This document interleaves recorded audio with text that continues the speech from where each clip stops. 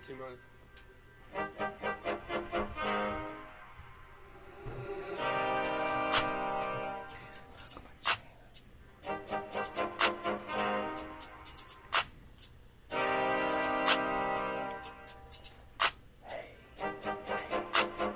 The Red Pill phone tap.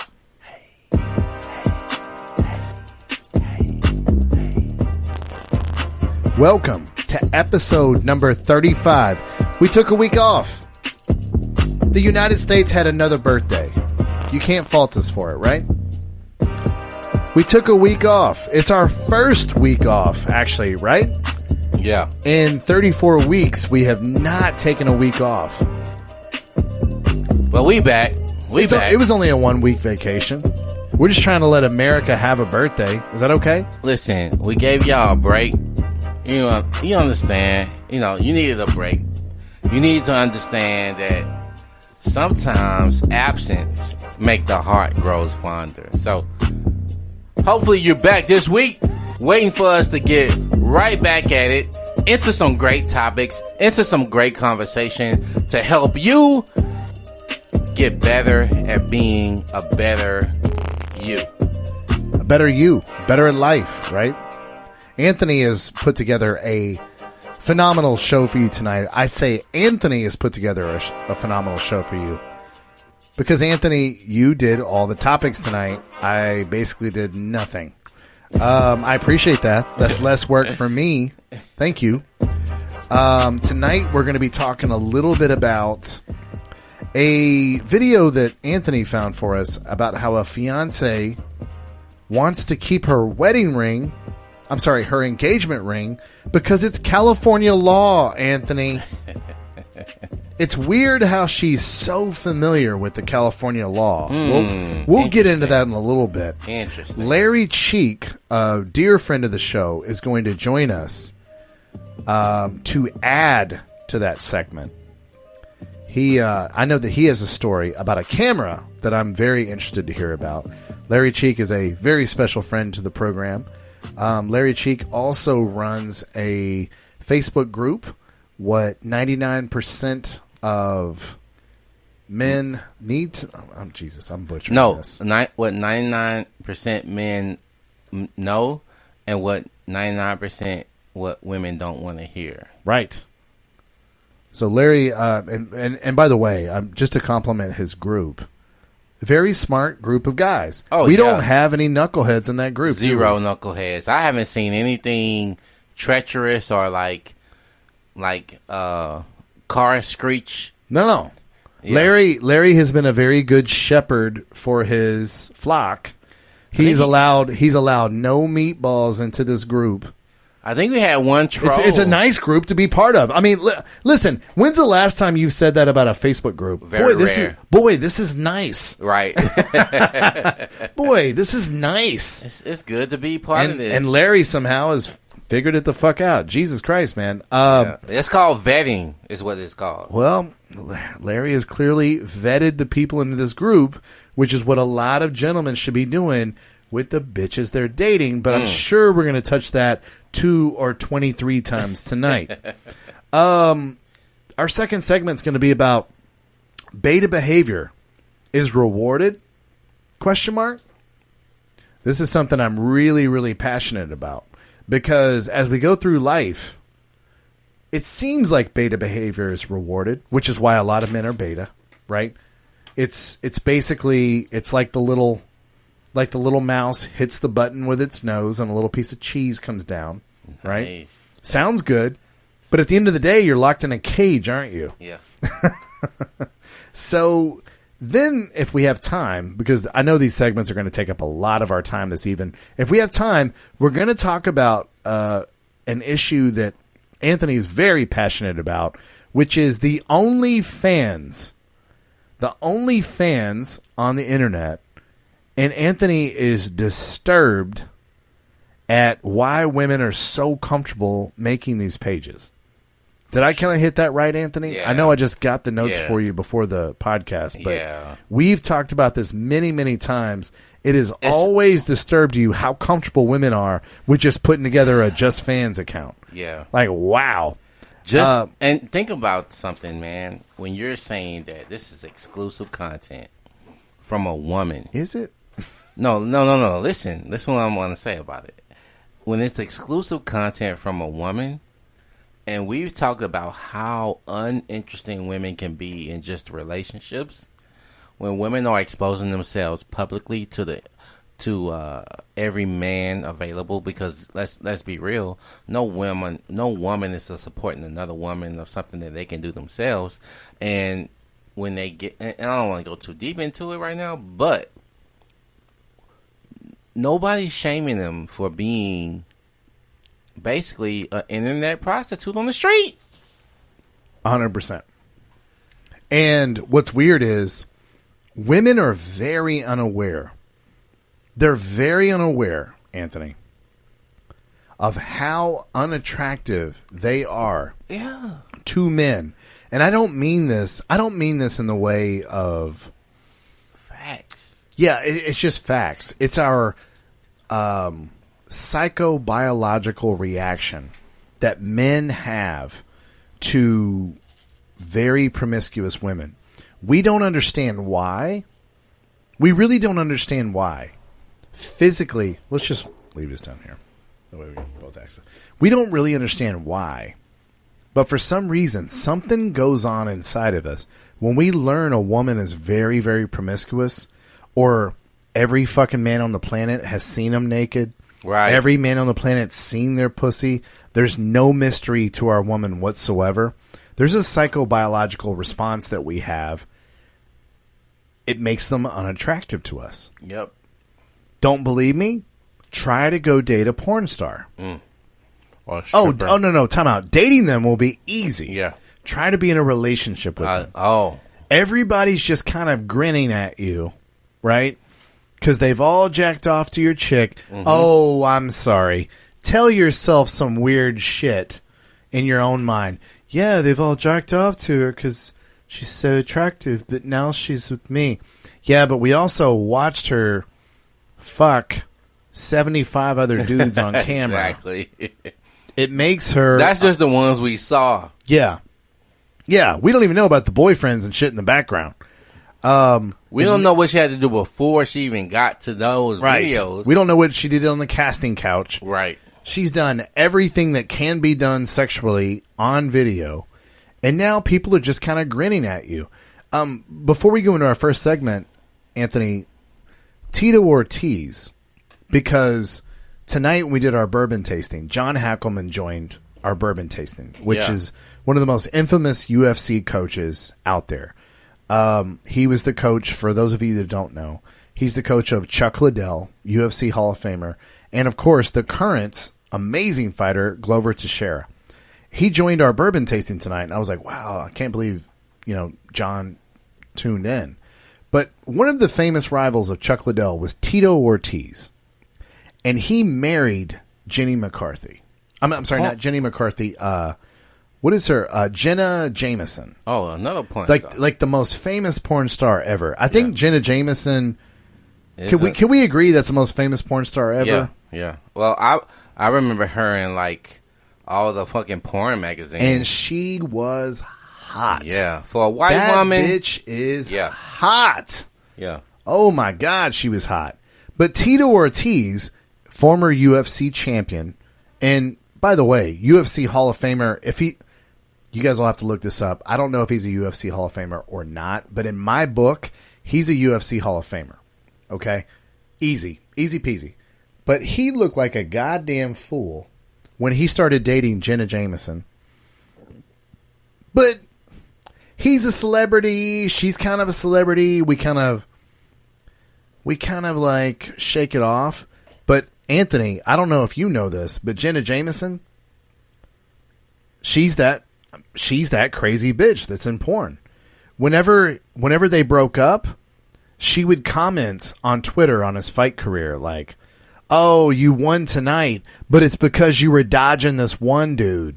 Oh. Bitch, you ever been in a fight in your whole life? Oh. You goddamn dumbass. Damn. I mean, she acted, I know this is going to be shocking. But Jenna Jameson acted like a porn star. So hopefully we have enough time to get to that tonight, because OnlyFans is something I know you're passionate about, and the more and more I talk about it with you, the more passionate I get about it. Is what I'm finding. Anthony, what's the best way to do this? This video that we're going to play, that was just such a brilliant find. We gotta break this video Should we down. play it twice? Should we just play it all the way through so they can hear it, and then play it a second time where we're commenting along the way? No, I feel like that's the best way to do it. No, the reason I disagree with you is because they can always go back and watch this video. That's a good point. But the breakdown is more important than the video itself. And I really want to get to that last segment that we were just talking about. So that's a good point. So we gotta shave time where we can. Listen, guys, we only have 3 hours. Yeah. Okay. We would love to do an 11-hour podcast for you, but let's just be fucking honest. Y'all would not listen to that shit. Y'all wouldn't. So let's get to this video. If you guys want to look this up on YouTube, just search "She cheated on her fiance the day before their wedding with the best man, ! And let's get into this. It really needs nothing else. How right? many views does this video have? It's not a lot, Anthony. It's only 12,230,739. Over 10% of the country have seen this video, and I guarantee you. Wow. So not a lot. Not a lot. Not a lot at all. We're going to dig into it. We're going to dig in. Let's find out what happened. Anthony. All right. And then we'll hear from our dear friend Larry Cheek. Tell me. Well, it was completely different, Your Honor. Yes, we were at this wedding. Everyone was very drunk. I went with my best friend to the hot tub at the hotel, and it got a little bit crazy. We started making out. His best friend came in, and I probably should have not let that happen, but it was just it wasn't that big of a deal. Pause already. Pause it already, bro. Drunken. Pause it already. She probably shouldn't have let the best man come in. Really? Have you ever heard somebody state the obvious and try to explain it away like it's nothing? Okay, look, Anthony. Yeah, so I-10 here in Houston. I probably shouldn't have run out in the middle of it during 4 o'clock where traffic's at its thickest. But I mean, why did that car hit me? I mean, come on. It's no, motherfucker. You don't just get to fucking talk about shit like it's not real. Do you right? Do you understand how when you're when you're drunk and you understand your behavior when you're drunk, right? You understand how you behave when you're drunk. So when I've been around you drunk and undrunk, you know what I mean? So, yeah, you and I have had a bad experience one time. We can tell that story on the podcast one day. We're not going to tell it tonight for lack of time. But you've been around me at my drunkest. But, for the most part, I'm okay when I'm drunk. I'm a nice guy, I'm not doing weird shit. I've only been around you one time when you regretted being inebriated. Yeah, that's a good point. I've only done something really dumb one time. Around me, at least. So, I was like... And you and I have been, we've been friends for over a decade. A decade, yeah. So, that's a long time. But when someone understands how they are when they drink, they know that there are some things you can't allow around you when you're drunk, and you make rash decisions in that moment. Well, what's yours? What's your I can't do this when I'm drinking. What is it? I can't pick up my phone and call people when I'm drinking. That's a good one. And I can't trust myself around people that I've cut off already, as far as in my life. Oh yeah. I'll do something dumb. There's a call reason, them. Yeah. right? There's a reason why you're no longer available in my phone. I can't be around you while I'm drunk because I'll make decisions that. Now I think you're being very kind, because what this girl is painting is being in a hot tub in the middle of a threesome. Well, she's already let said... her not. Yeah, no. Let her not distract you with. I mean, we were at a wedding, and I mean, we were drunk. I mean, we were drunk at a wedding. Sort of like she's painting like people at weddings get in threesomes all the time. Anthony, when's the last time you went to a wedding where you didn't get in a threesome? I mean, it happens. Wow. I mean, every wedding I go to, I mean, threesomes just happen. They just happen in hot tubs. Yes. Listen, there were drinks. Now, this is where this gets frustrating for me. This is where I think you were apologizing for her a little bit. You're like, well, people that drink, they need to know what their limits are, what they might do, what they can do. No. Let me throw some cold water on you right now, Anthony. If this bitch got in a car and drove, she would not be able to explain to the cops, like, well, you know, I had a few drinks. I mean, what'd you expect me to do? Like, drive in between the lines? I mean, come on, man. I don't ever... Dude, every time I drink... I mean, come on. Every time we drink, we hit cars. I mean, come on, man. What's the fucking big deal? Cops won't fucking accept that shit. I want to point out the demographics because I think it's important. The woman that's speaking in the video is a white woman. Yes. And I don't think anyone did not know that from that short little clip. But I'm here to tell you guys, whenever women try to do this fuckery to you, this is... And by the way, this segment is called... You know, fiance cheats on boyfriend, wants ring back. But let me tell you what I'm personally calling this segment. This is woman fuckery. And what you're about to witness here, as we play this tape, woman fuckery only works when they're one-on-one with a dude that has feelings for them.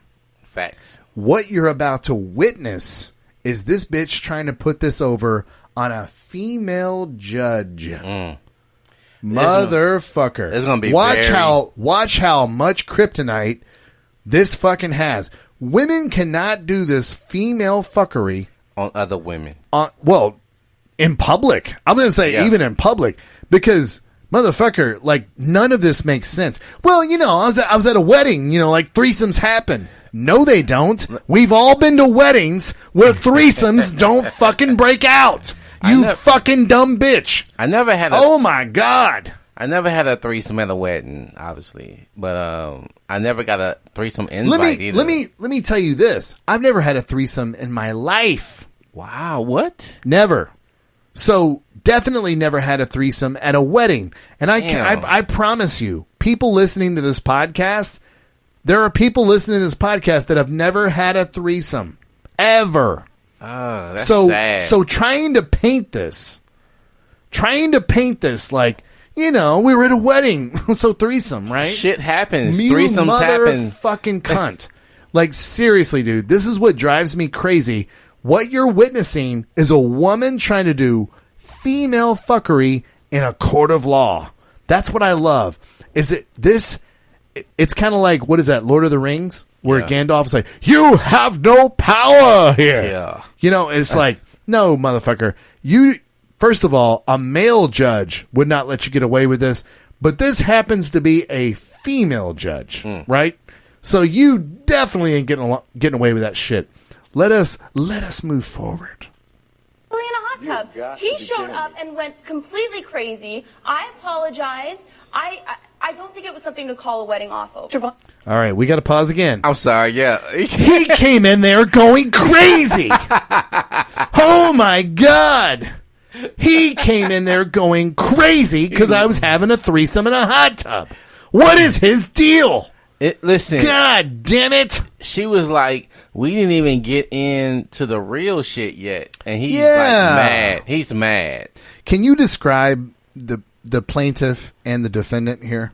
Listen, man. The plaintiff is a tall, attractive dude. For you guys that think you guys will see this video. For you guys who think that looks matter, that height matters. Listen, guys, this video. This is where I want my fucking handkerchief to pat my head because you're preaching right now. Th- For those of you guys that think that height matters and that looks matter, look how this fucking fat bitch. I promise you, watch this video, guys. We're not being harsh. Am I being too harsh? You're being a little harsh. Okay. Let me back up. Because we want to put reality here. We're not just insulting She does people. have the fat gene. Yes, that's Yeah. what I'm trying to point out. She's obviously a younger girl that is not fat yet, but there is a fat gene, and you can see it. You can see it, the fat that's coming in her chest. Yep. Because she has a low-cut shirt on. The chin. Especially the chin and neck. Yes. The fat is gathering, and it's only going to gain speed. I promise.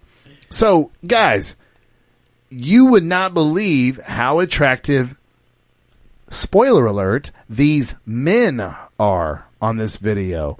Oh, yeah, that's coming.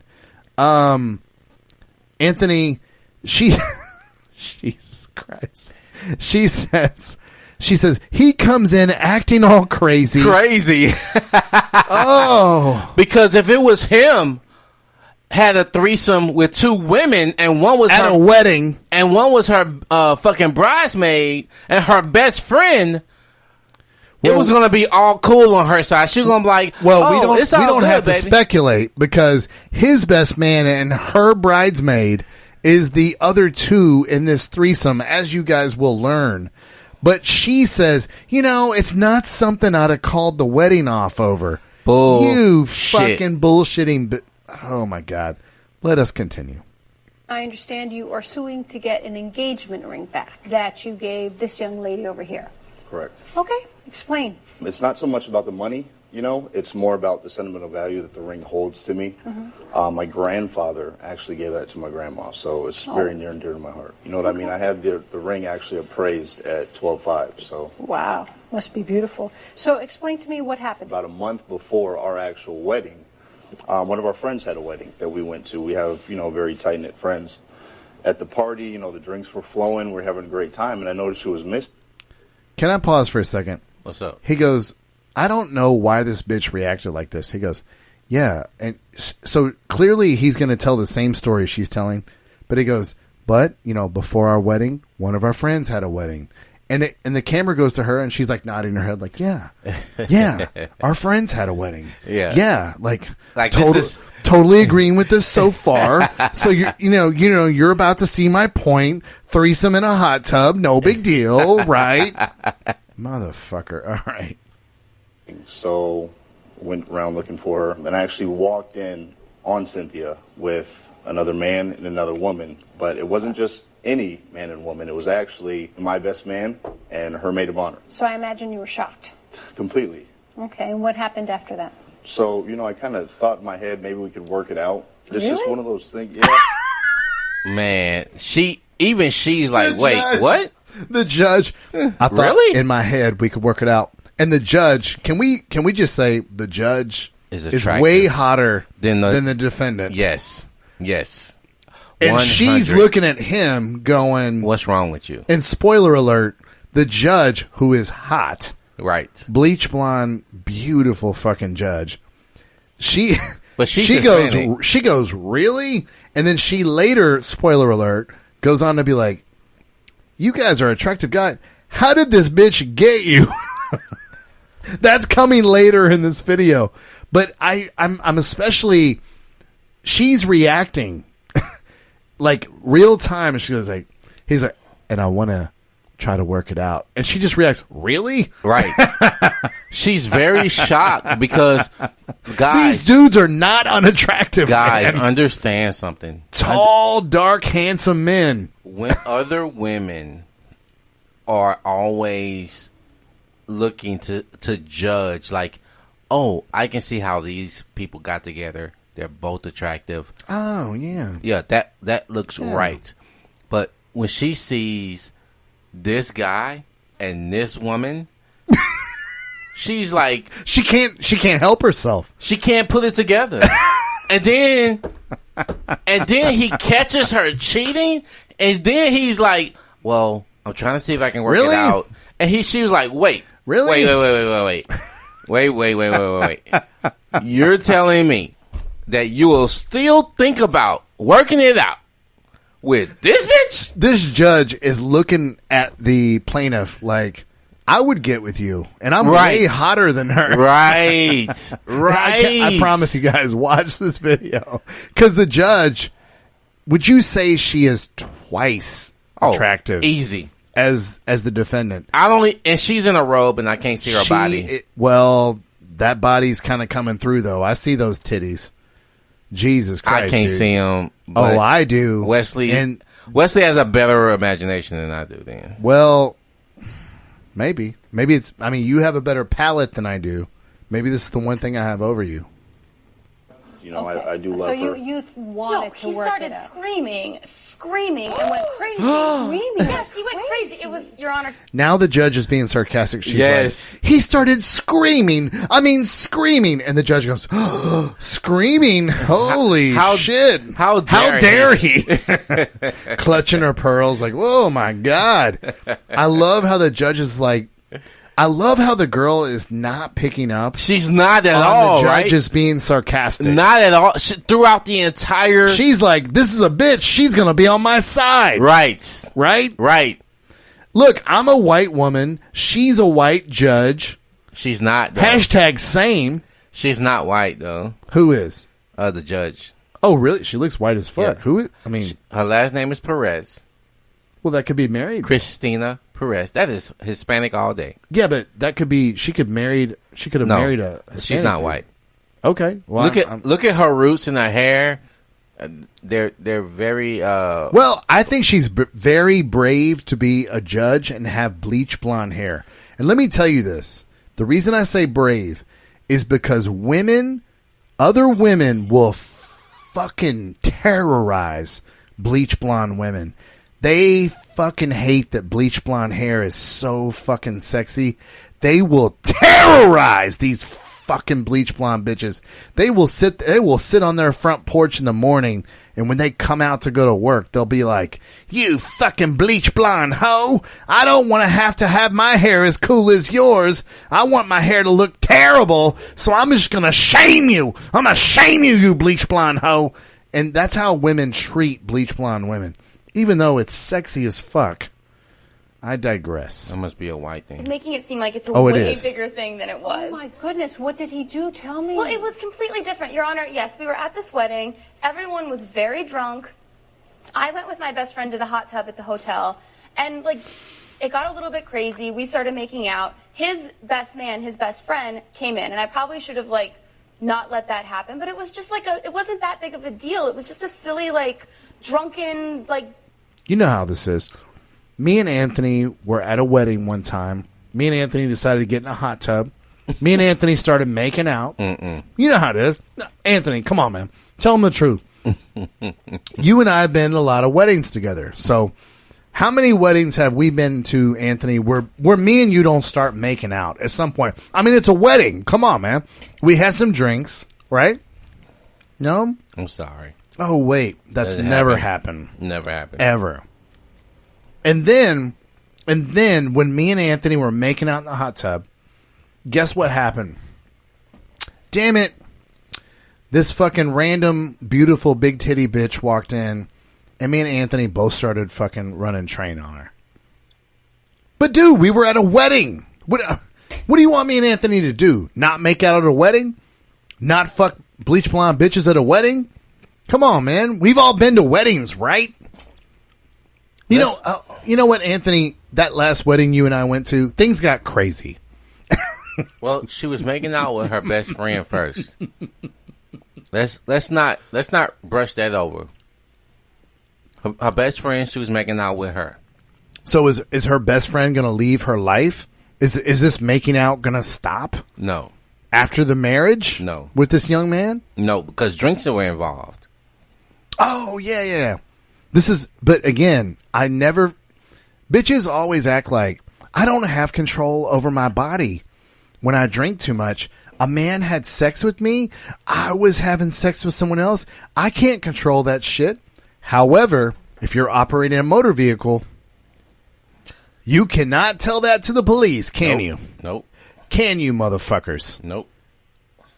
But, I mean, officer, I I can't be like responsible for my own body driving a motor vehicle.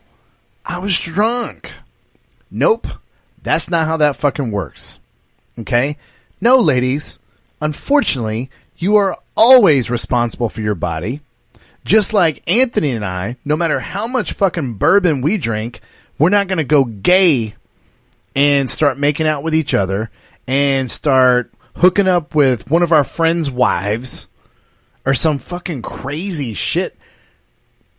This bitch is just, you know what? As this chick keeps talking, it's starting to dawn on me. This is just regular life for her, isn't it? Easy. Yeah. This bitch hasn't been responsible for her actions For her whole most life. of her whole life. Yeah. This is White Girl 101, isn't it? Yep. Yeah. And when things happen to her, it's not her fault. She's never responsible for her own actions. I'm sorry, white women. We're not here to dog on you on this podcast, but this is kind of what y'all do. If we're just looking at you as a large group. Don't send me your emails, white women, if you're like this ride or die bitch. By the way, if you're a white woman and you're this ride or die bitch, good for you. But I'm here to tell you, the majority of white women act like this bitch here in court. Let us continue. Being silly in a hot tub. got He to be showed kidding up me. and went completely crazy. I apologize. I don't think it was something to call a wedding off over. I Your understand Honor, my that he was initial upset. response- excuse me, I can I understand talk? you were upset, but I don't see why he had to call off the whole wedding. I mean, she apologized, Anthony. That's good enough. You know what? That's good enough. Let's keep going. want to call off the wedding. How did you react, or how did you feel when you saw your fiance and he walked in on you with your friend and his best friend? Your Honor, I was surprised that he was so angry because everyone was so drunk and just, I didn't think that it was that big of a deal. This is her. Do you see how the judge tried to bail her out? Yes. She goes, let me ask you a question. How did you feel when your fiance walked in on you with your with your matron of honor and his best man making out? I mean, how'd that make you feel? I mean, like, I was surprised. Like, he was so upset because, I mean, it was a wedding.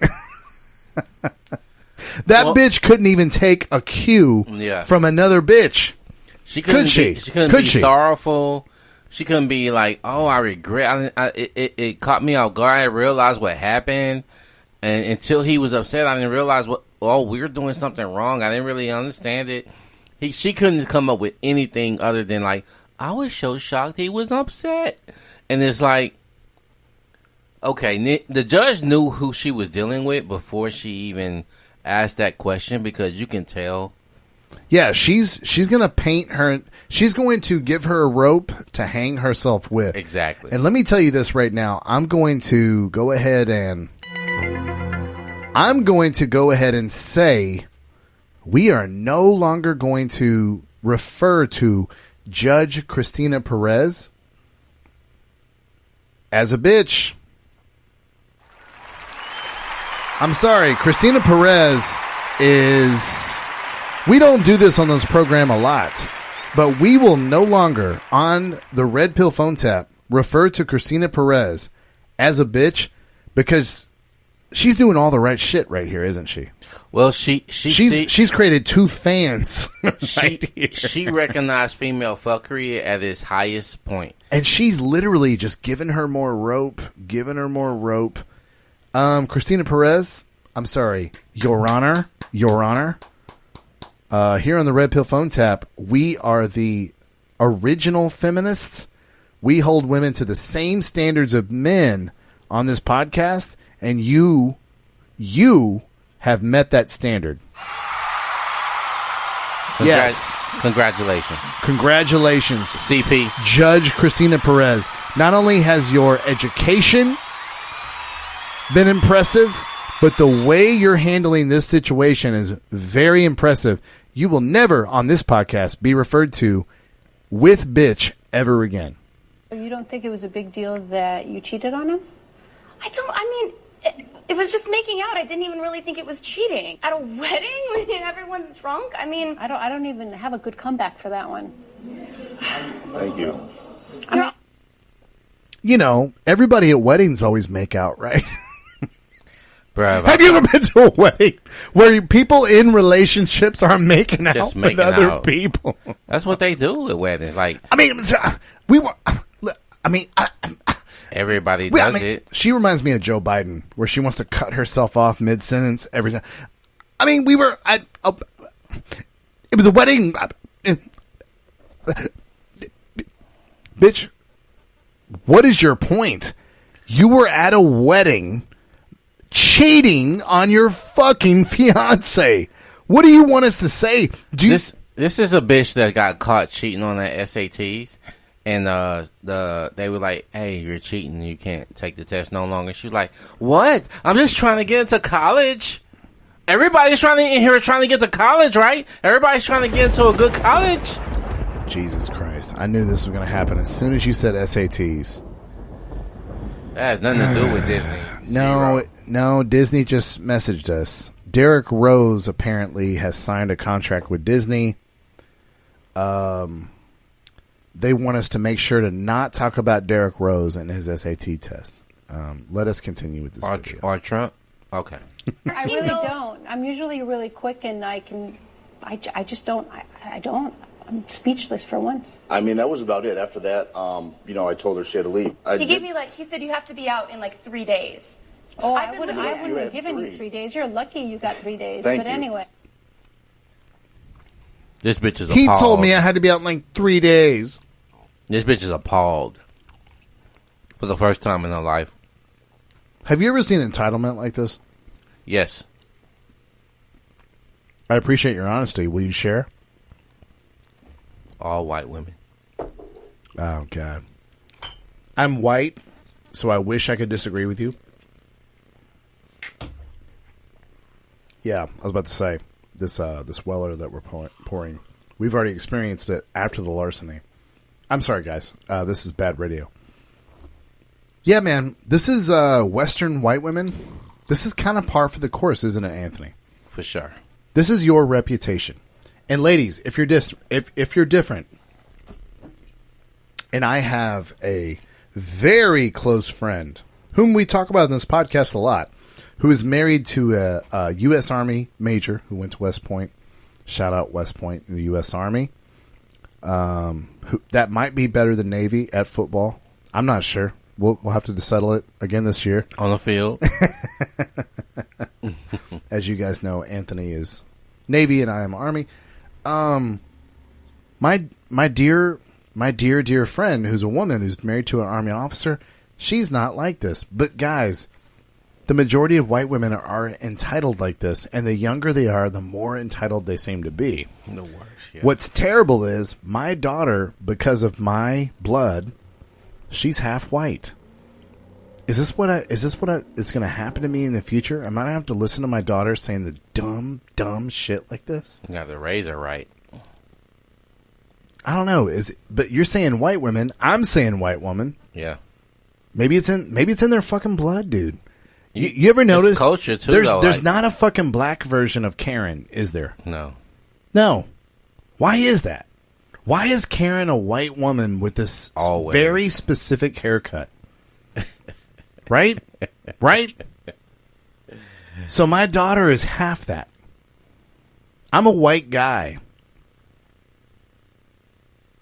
And for some reason, white guys, white guys have got their own problems too. Her mom won't let that happen. I'm part to of a her. very specific group of people that are terrible as well. Never mind. So at least my daughter is only half that. Here we go.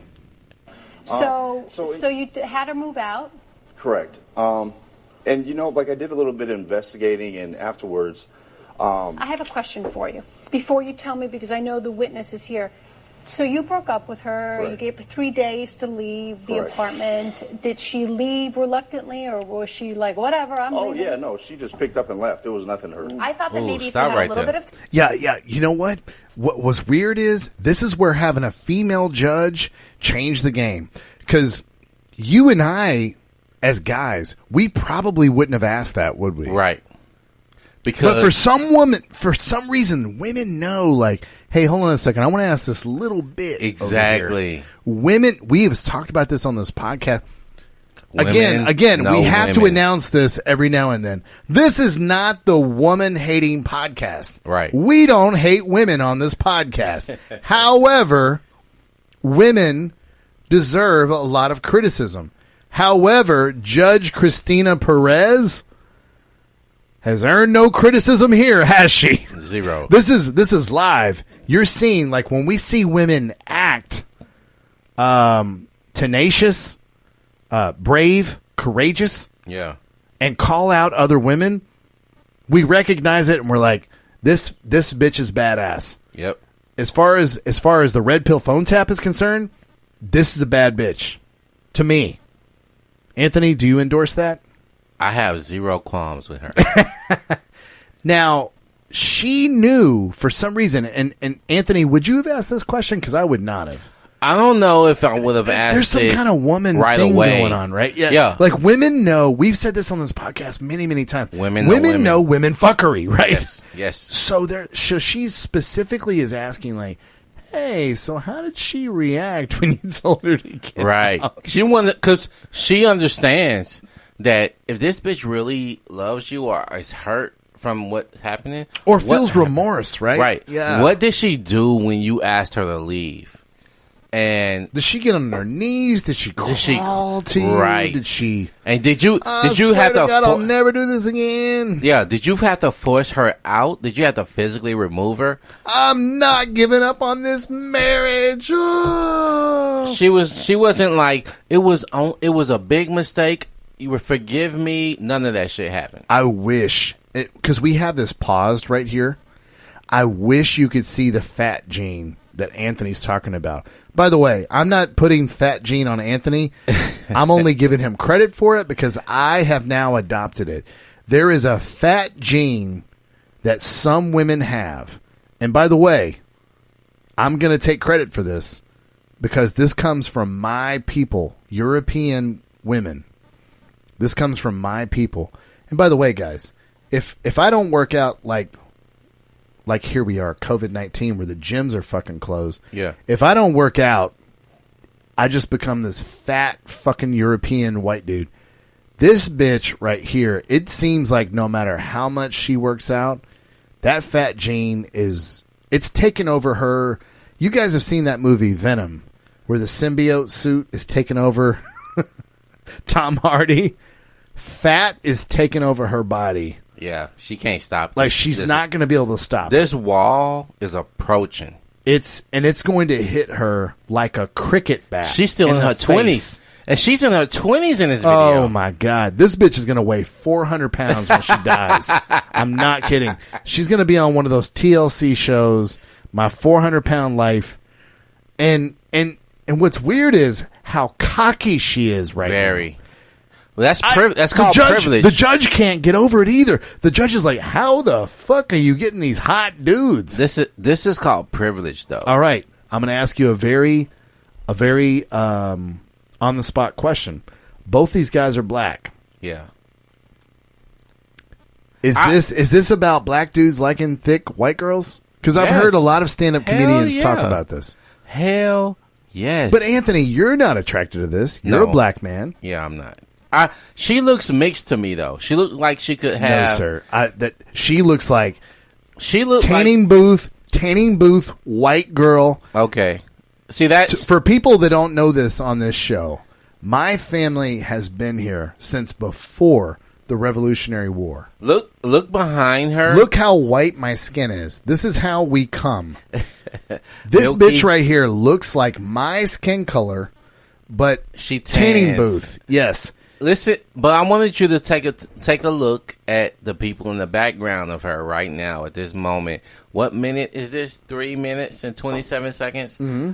There's a Hispanic woman to her right, another Hispanic woman above her, a white woman. That looks like a black woman. She's black? Okay. Yeah. Okay, maybe 2 black women, but there's Black woman here, and there's a white girl here. 2 other white girls, and another Hispanic woman behind her. So, do you think the Hispanic woman seems the same color as her a little bit, right? But but that looks like a fake. It looks like a faux Donald Trump looking. And I could be wrong. Listen, I could be wrong. I don't fucking know everything. It's not curly. Her hair isn't curly. It's straight. It's very straight. It looks very white girl. Yeah. And the fat that I see on her. Yes. No offense, white women. She does have a lot of European. The fat looks like white woman fat. Like when you see a white mom, the way white women carry fat. Now the way, for instance, let's use an extreme example. The way that Cuban women carry fat, Anthony. Very different. Their hips stayed super small. Right. This looks like the way white women carry fat when they're old. And all that fat in their neck chest, and all that shit. Arms. By the way, guys, we're not being insulting. We're just looking at this girl, okay? And just so we're clear, if you're listening and you don't tune in the live stream, I don't have washboard abs either, okay? Neither of us are saying that. No. But guess what? Looks matter a lot more with women than it does with guys, doesn't it? Fact. Don't believe me? Look at Donald Trump and Melania Trump. Don't believe me? I mean, look at any fucking rich dude and look at what their wife looks like. Right. Again, let's move forward. To cool off and let this blow over, that it would be okay, and we can talk about this and work it out. All right. Did you ask for the ring back? Yes. And she said no. Correct. Very Your Honor, politely in the as state well. of California, the law states that this is an unconditional gift. Okay. So I'm entitled to the ring. Did you think it was morally appropriate for you to keep that ring? I did. Why? I was heartbroken. Why Your do you Honor, deserve that ring? because I'm still ready to get married. It was But given he to doesn't me. want to marry you. It was given to me as a gift, and I It was accepted given that to you gift. as a gift that you were going to be faithful and you were going to honor him for the rest of your life. I'm still ready to make that commitment. I don't think you understand what that commitment is. All right. I mean, there's a lot to unpack there. We let that roll for a minute. She is very up on what the law is, isn't she? Interesting that she does. Interesting. You know, I mean, listen, Anthony, many of us, when we're using the restroom, we have law books on the back of our toilet, and we just kind of read through them, don't we? Yes. I mean, guilty is charged, right? Yeah, state law. We kind of get... We in the know. Did you know that it's against the law to do anal in Texas? I mean, I was just on the toilet reading law books. I know weird laws, like it's illegal to whale in Oklahoma. Whale? Like Yes. to become a whale? No, to hunt whales. In Oklahoma? Wow. There's no ocean in Oklahoma. A very weird law. For the geography challenged, I'm glad you explained that for everybody. We all know the weird law of there's no chewing gum allowed in Singapore. Well, there's also laws in weird. We talk about weird laws in Texas. There's like weird laws in Texas, like you can't spit on the ground and chew gum. There's like these weird fucking laws. A very famous law in Texas is you cannot urinate on the Alamo. Do you know why that's famous? Why? Because Ozzy Osbourne came to San Antonio, Texas, and urinated on the Alamo and got arrested for it. Interesting. I don't know. To me, the Alamo becomes cooler because Ozzy Osbourne urinated on it. Does that make me a bad person? No. I think it makes it. I mean, knowing that. I mean, to me, that's a really, really cool story. Ozzy Osbourne paid the price. He went to jail. And now I know that Ozzy Osbourne's urine is on the fucking Alamo. That's fucking cool, dude. I mean, I don't know. But what's weird is she knows the law very, very well, doesn't she? Yeah. And she spouts it several times. And then she says, look, she wants to point out, I didn't break this off. She still wants to get married. Yeah, well, she can say that because she's been broken up with. Right. Bitch is not acting like she wants to get married when she's having a threesome in a fucking hot tub at a wedding, though, right? But listen. Oh, shit. Hold on 1 second. Yeah, she gets to just act like, hey, I would have never broken up with him, so the ring is mine. 100%. Let's find out more about this ring, Anthony. So then anyway, how many times did you try asking for it back? So many. I reached out to her via email, sent her text messages. She wouldn't say, sorry, I'm keeping it, it's mine. Nothing. In the state of California, it's wish mine. she would even said that. I got no response Nothing. at all. She just ignored you. Correct. You were really trying to work things out, weren't you? Yes, I wanted him to cool off. How long did you try to get the ring back? Oh, I mean, up until just about now. It was about 3 months ago, Your Honor. So no response for 3 Nothing. months? Nothing, Okay. Your Honor. All right, so then you find this... Nope. So she wants him to cool off. During this cool off period where he's asking for the ring back, Anthony,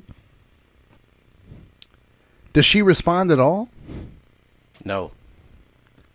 She is like, no matter how much you communicate with me, I'm trying to work this out with you.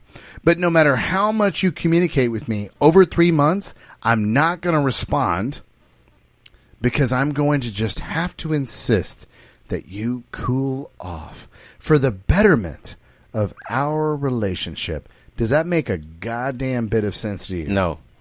And she doesn't even recognize the judge's sarcasm in this. Which is fucking insane. Because she's like, the judge was like, you were really trying to work it out, weren't you? She's like, yes. Yeah, I was. I sure was. I really was. I know, Judge. And like she- you're on my side, right? Because we're I mean, like for real, right? team female in this bitch. So, But this judge is not buying it. Watch this shit. that you have in common or mutual on your online personal accounts, Correct. and what happened? So I remember his name was Adam Vincent. So I went up into a little search thing and found his name. And I remembered his profile picture, so I pulled it up and I looked at him and I just said, hey, I'm just a little curious. Like, how do you know Cynthia Bennett? And it definitely struck a nerve. I asked him, I said, hey, would you be opposed to going and grabbing a drink? Let's just go down to the bar and grab a drink and talk about this. It's a little bit more personal. And so me and Adam went and we had a drink. And I mean, that was just the last straw. That's when I decided that. Adam, why don't you stand up and tell me, do you know the witness, Miss Bennett? Yes, Your Honor, I do. This is You do? epic. Okay. Hello, Your Honor. You intimately know the witness? Yeah, I can't believe that he's here today. This is... I mean, this is so stupid. Oh my god, it's so stupid. she's already afraid of From what a he's couple going to years say. ago, I know the So, witness. Mr. Vincent, why don't you tell me what you shared with Mr. Vaughn? Well, so Cynthia is my former, and fiance. Fiance, you were yes. engaged? Yep. Something I want to tell our listeners, who are especially our listeners overseas.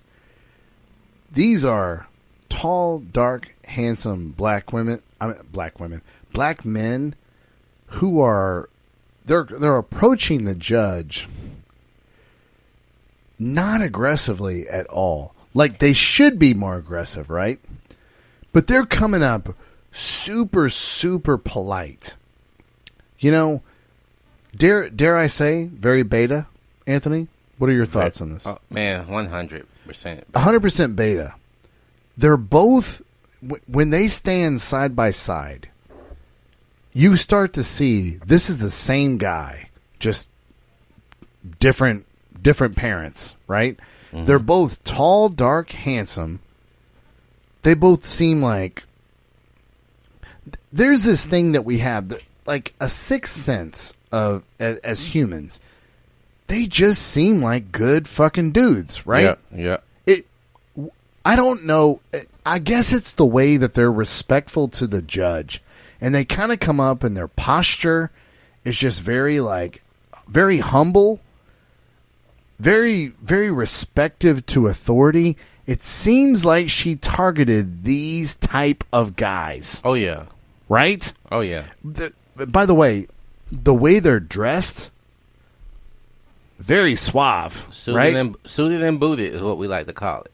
I mean, very suave, very aware of how they look. The judge talks about later they both work in business. She targeted this type of guy, right? Well, I don't know. I mean, what are your thoughts on this? These are both just humble guys. Now, by the way, on the Red Pill phone tap, I'm going to be honest, too fucking humble These guys, I would love to coach these guys. Jesus Christ, these guys are so tall and handsome. I could get these guys going into some fucking knee deep, dare I say, celebrity pussy. They would be celebrity pussy. They would be if dangerous. they fucking came to you and I for coaching. These two guys, if these two guys had red pill knowledge and Wesley and Anthony's coaching, we could get these guys like dating Nicki Minaj. They'd be illegal in these streets. No shit. We would have a red pill nuclear weapon going right here. But they just kind of approach the microphone. They're both the same type of guy. They're tall, dark, handsome. They're just kind of humble. And it lets me know this white bitch targeted the same fucking type of guy. I'll let the story go on. We were engaged as well 7 years ago. You know, Okay. so this is far back. We met our mid-20s. Great time. She's a great girl, you know, likes to party. She's very spoiled. You know, I spent... Love how he just keeps complimenting her. Great girl, likes to party. Motherfucker, this bitch ruined your life. Why are you complimenting this bitch? Is it because... Anthony, I gotta ask you a question. Is it because they're black and she's white? So they feel like they have to be like, oh, great girl, and they're in the judicial system, right? Which we know is very, very against black people, right? Yeah. They're very against black people. So it's got to be like, I know this is a white girl. Well, she's a great girl, likes to party. They're not lawyers. So you know what? Very, very good point. They don't fucking know the court system. Right. They're showing up nervous, as you and I both would also. Right. They're also maybe Layman. not in sales like you and I have been, not master communicators like you and I are. So you're like, I'm on TV. I don't want to say the wrong thing. Holy shit! Well, you know. you're still when you play the video, you'll still see that they played a narrative where it's like, hey, yeah, up front, we talked about up front bitches, women that are very good up front. We talked about this several podcasts ago. Women that's very good up front, but there's a reason why, and you need to learn why.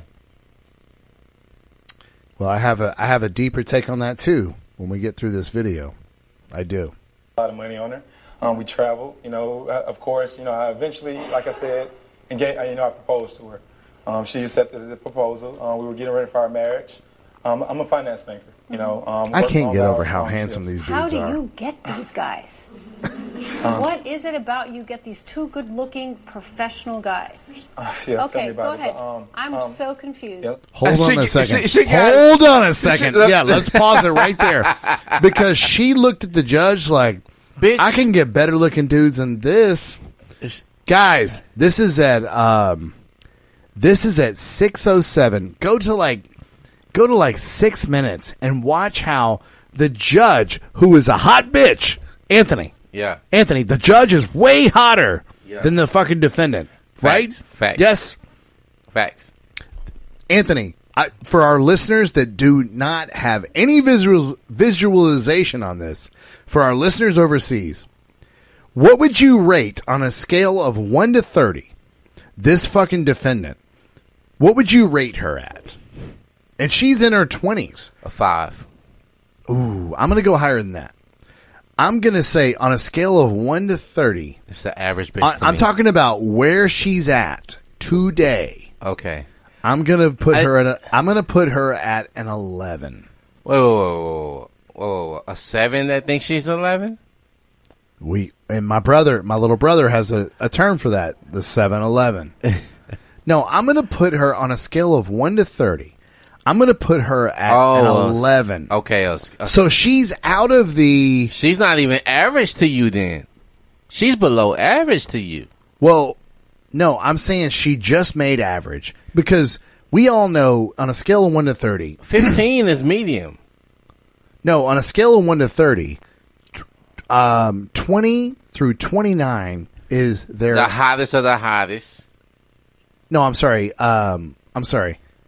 21 through 30 is the hottest of the hottest. These are movie stars. These are all these.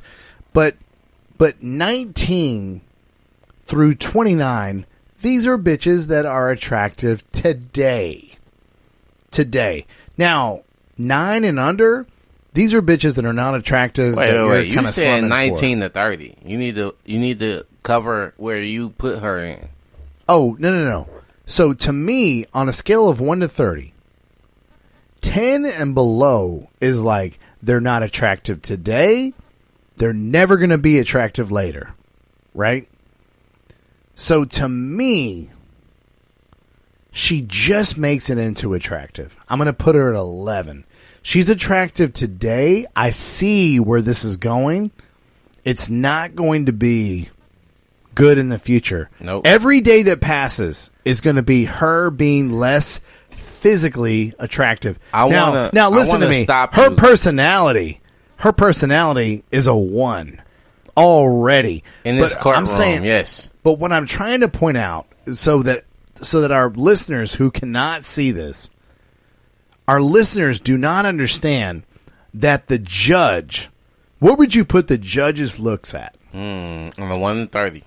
On a 1 to 30 scale. I'm going to give you my answer first because you gave your answer first last time. 19. I was going to go 17. So the judge is fucking hot.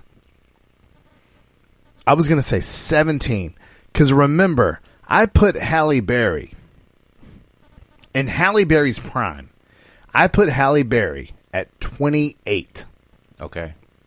So putting the judge at 17, that's a fucking hot judge.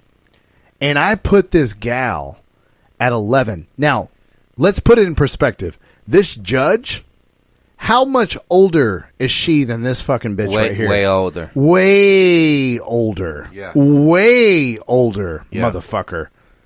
This judge is like, you just witness her right here, like, how the fuck do you get these guys?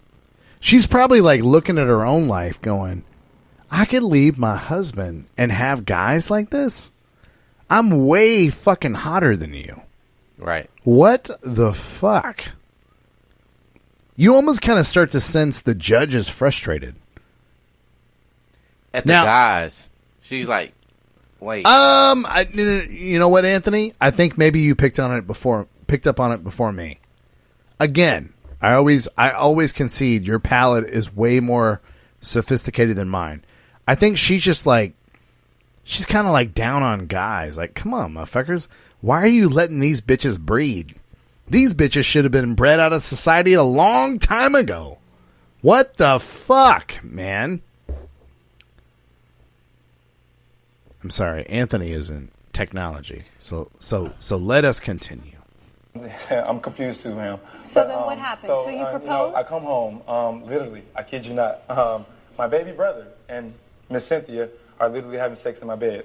And like I say, it threw me off. Wow, You know, were you and- drunk? Was it just a mistake? Your Honor, this was 7 years ago. I was like 22 years Oh my old. God, it was a mistake. I Oh my God, apologize. That was wrong. It's always a mistake when you confront So then Cynthia what about did she anything. say to you? How did she respond? I mean, once again, like I said, it was such a horrible, just scene. So, I leave the house. I probably just reach out to her a couple of weeks like, hey, I just want my ring back, the engagement ring. I spent $10,000 on it. Yes, ma'am, but she hit me with this California law. I proposed to her in California. She's a California resident. Is that I'm a what she California told resident now. you? Ma'am, I don't know what to tell you when it comes to Cynthia. Like I said, that's why I'm standing here next to Mr. Vaughn. Coming up on How many times have you been engaged before? Your Honor, I have been engaged twice. Twice? I loved. Twice That what we she know tells of. you, yeah. That we know of. That's what she's telling you. Your Honor, I loved. It's a good I loved little Adam business. very much. It's a I was good too young. little business you I have. was too young to be engaged with Adam. I loved him very much. No, can I see the ring? Would you mind, Bernard? Uh-oh. Please. Can me I to take see it off? the Of ring? course. The judge says. Can I see the ring? Bernard, The you have bailiff the takes the ring. So this Watch was your this. Watch this. grandmother's My ring. grandfather actually gave that diamond. It's just the to my diamond. It's grandmother. not the setting. It is a beautiful diamond. By the way, watch the woman fuckery continue, right? Can I see the ring? Can I see the ring that was your grandmother? And then this fucking cunt goes, it wasn't the whole ring. It was just the diamond. Oh, really, motherfucker? The most valuable part of the fucking ring? You fucking asshole? Let me rewind, guys. Let me rewind.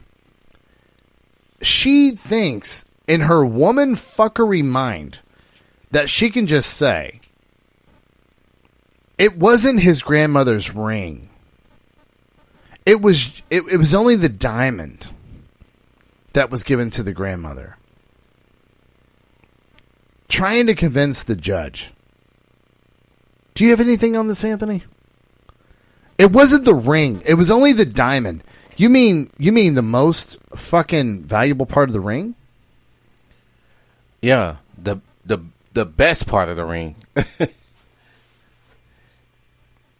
and he got it appraised at $12,500, and we know how diamonds depreciate in value. Let's pause this video now. Can we go to Larry? Can we go to Larry Cheek now? Yeah, we can do that. Let's do that real quick. I mean, it's before we even conclude, because I know everybody here is on the edge of their fucking seat. Larry, how are you doing, sir? It's great to hear from you. Welcome to the Red Pill Phone Tap. Is this the one, the legend, the fucking Leslie Page? I wish I was a legend, sir. I cannot approve or deny those allegations. Larry, you have a very, very special story about a camera that's similar to this ring. Sir, go ahead and divulge to the Red Pill community what has happened. So this is Wes, the fucking one true chick who, what do you call it? Like, did rock, paper, scissors one day. I'm sorry, Larry, what was that? I'm talking to the one, the only, the Wes. Rock, paper. Yes, I think you're giving me a little too much credit, sir, but I do appreciate all of your praise, sir. In that case, this is Bob the Builder. For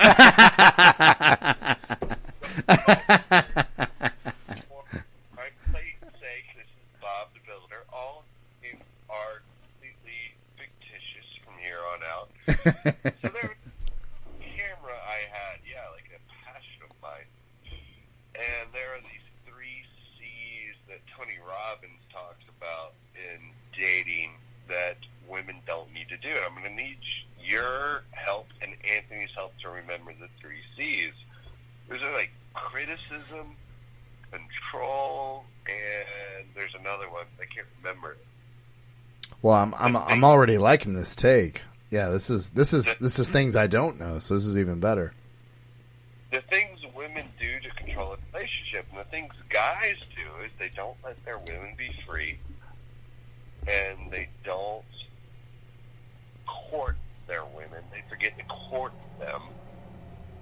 If it's not, I forget it. I can look it up. But anyway, back to the 18 fucking times story.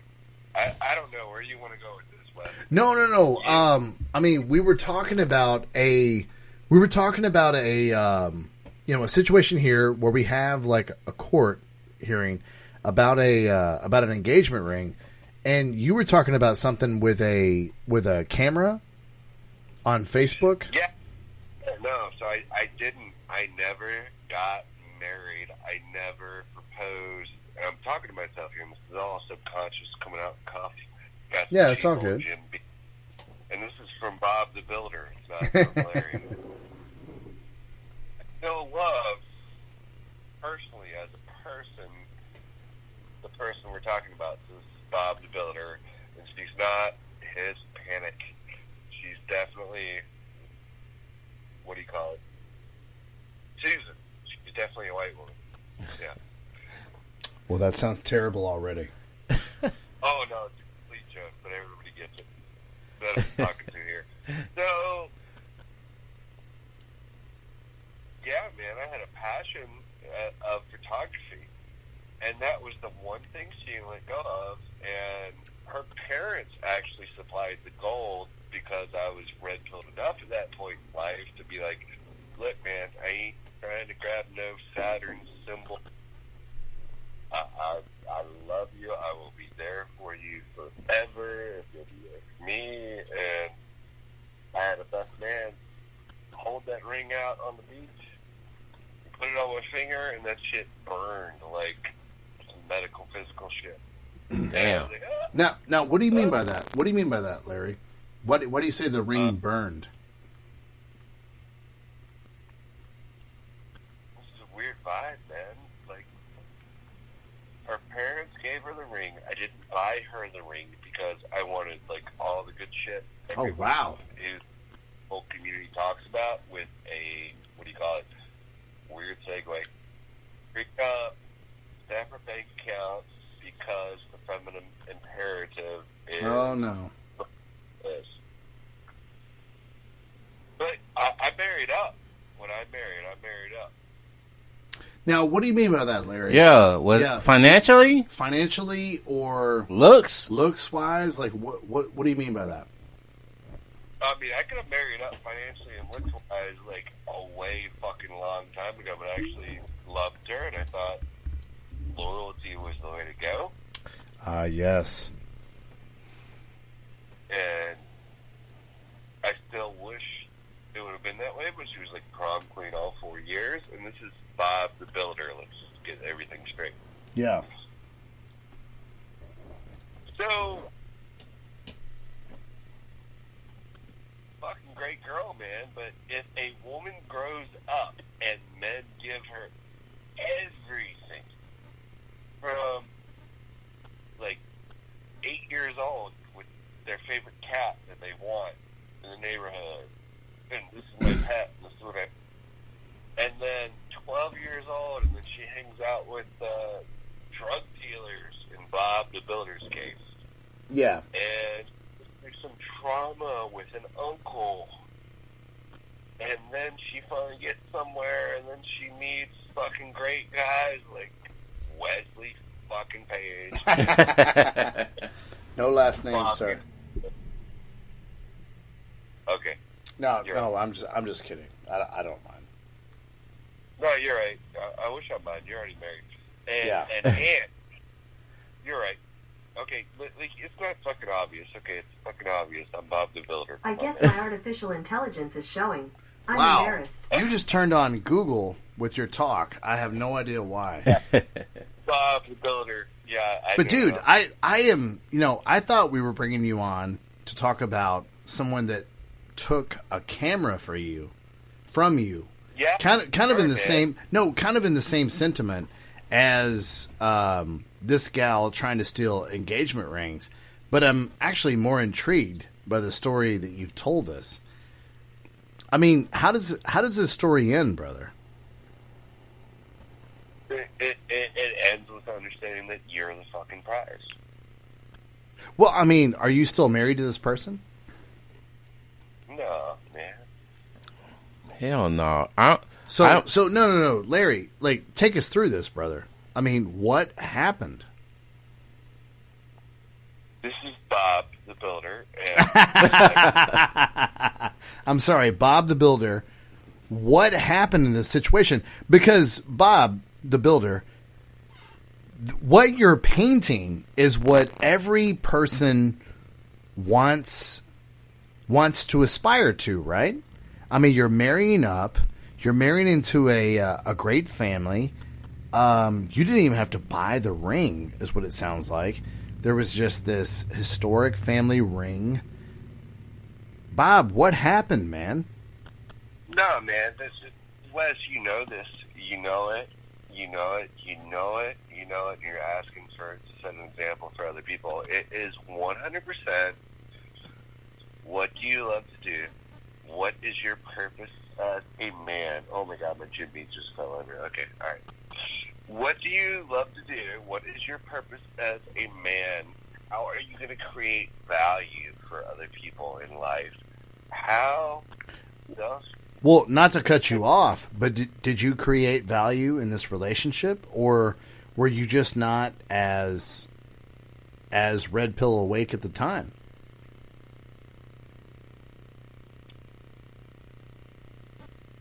How do your goals and how does your spirituality line up?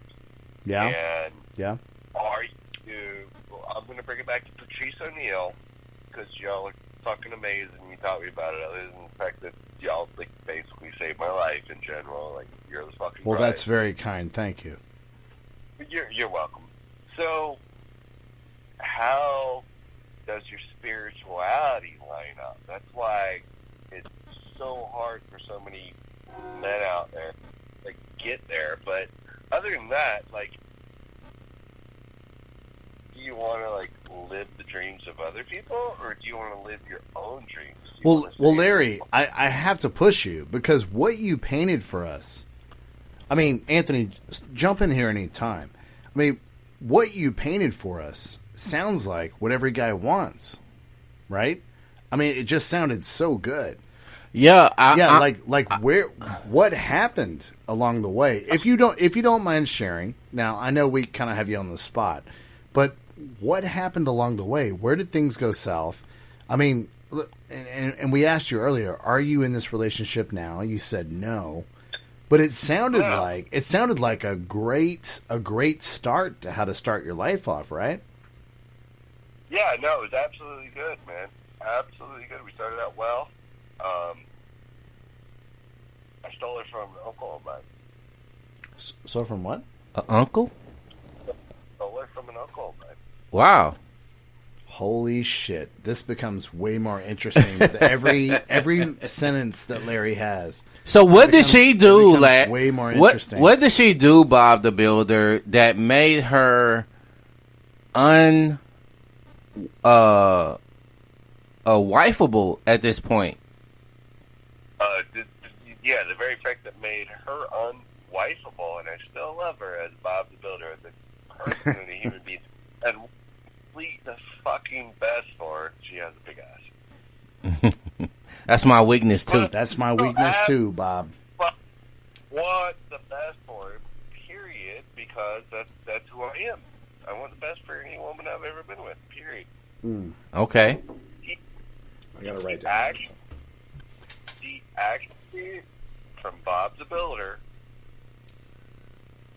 got on medication because she thought that would solve her problems, and it was a side effect, and she actually pushed me into a goddamn bathtub, and I got backed up into a corner. I was like, I'm going to have to defend myself. And this is a woman who was a prom queen all 4 years, even when she didn't run for prom queen. Wow. Wow. Beautiful, gorgeous, fucking courtier, like absolutely fucking perfect. All 17 times. I got back there after we separated. Bob the Builder, I have to ask, because Bob the Builder, we know how much tail that you get. Bob the Builder, do you come from money? If I trace it back far enough, probably, but in general, I have regular middle class family in my life. Did you come from a family that made sure that you were going to be successful? Are you still very close to your parents? I'll put it this way, as Bob the Builder. My dad showed up one day at the courthouse and said, if I have to show up again, I'm not bailing you out. Yeah, but let me ask you this. I mean, are your parents still very involved in your life? No. Oh, really? Wow. That surprises me. Yeah, I totally disowned everyone but one because... Well, Bob, just so you don't feel alone, I've disowned my parents as well. Just so that you don't feel alone on this podcast, I too have disowned my parents. So I just wanted to proclaim that so you don't feel alone and don't feel weird on this podcast. So yeah, brother, I'm right there with you. I didn't get this on. I didn't disown mine. They disowned me. I got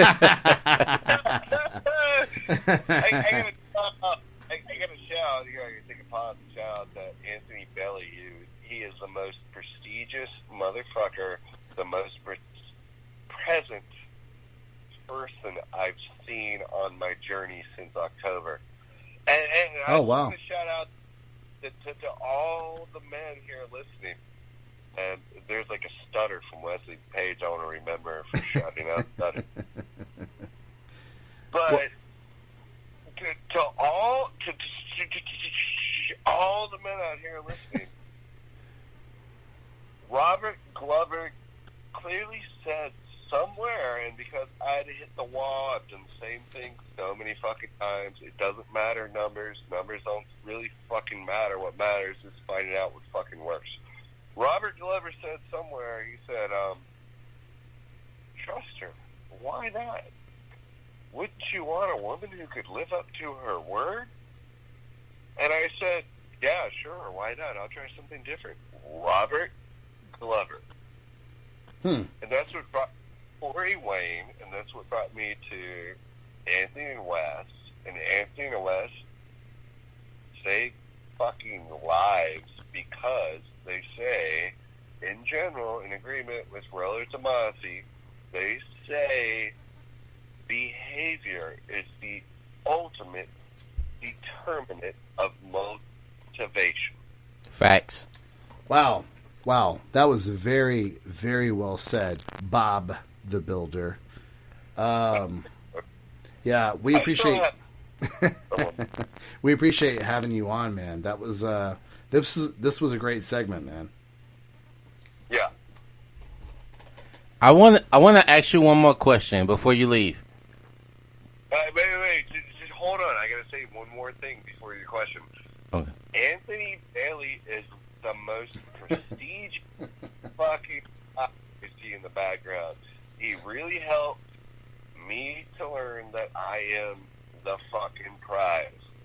Like, I've had options for a long goddamn time, but Wes and Anthony was fucking anchor in there that taught me that I am the fucking prize. And if it's better out there listening, you got to know you are the fucking prize. And Wes and Anthony taught me you got to put limits on there. No one will ever say or do anything to you that you do not allow them to say. So or do. well said, brother. Facts. So well said. You have no idea.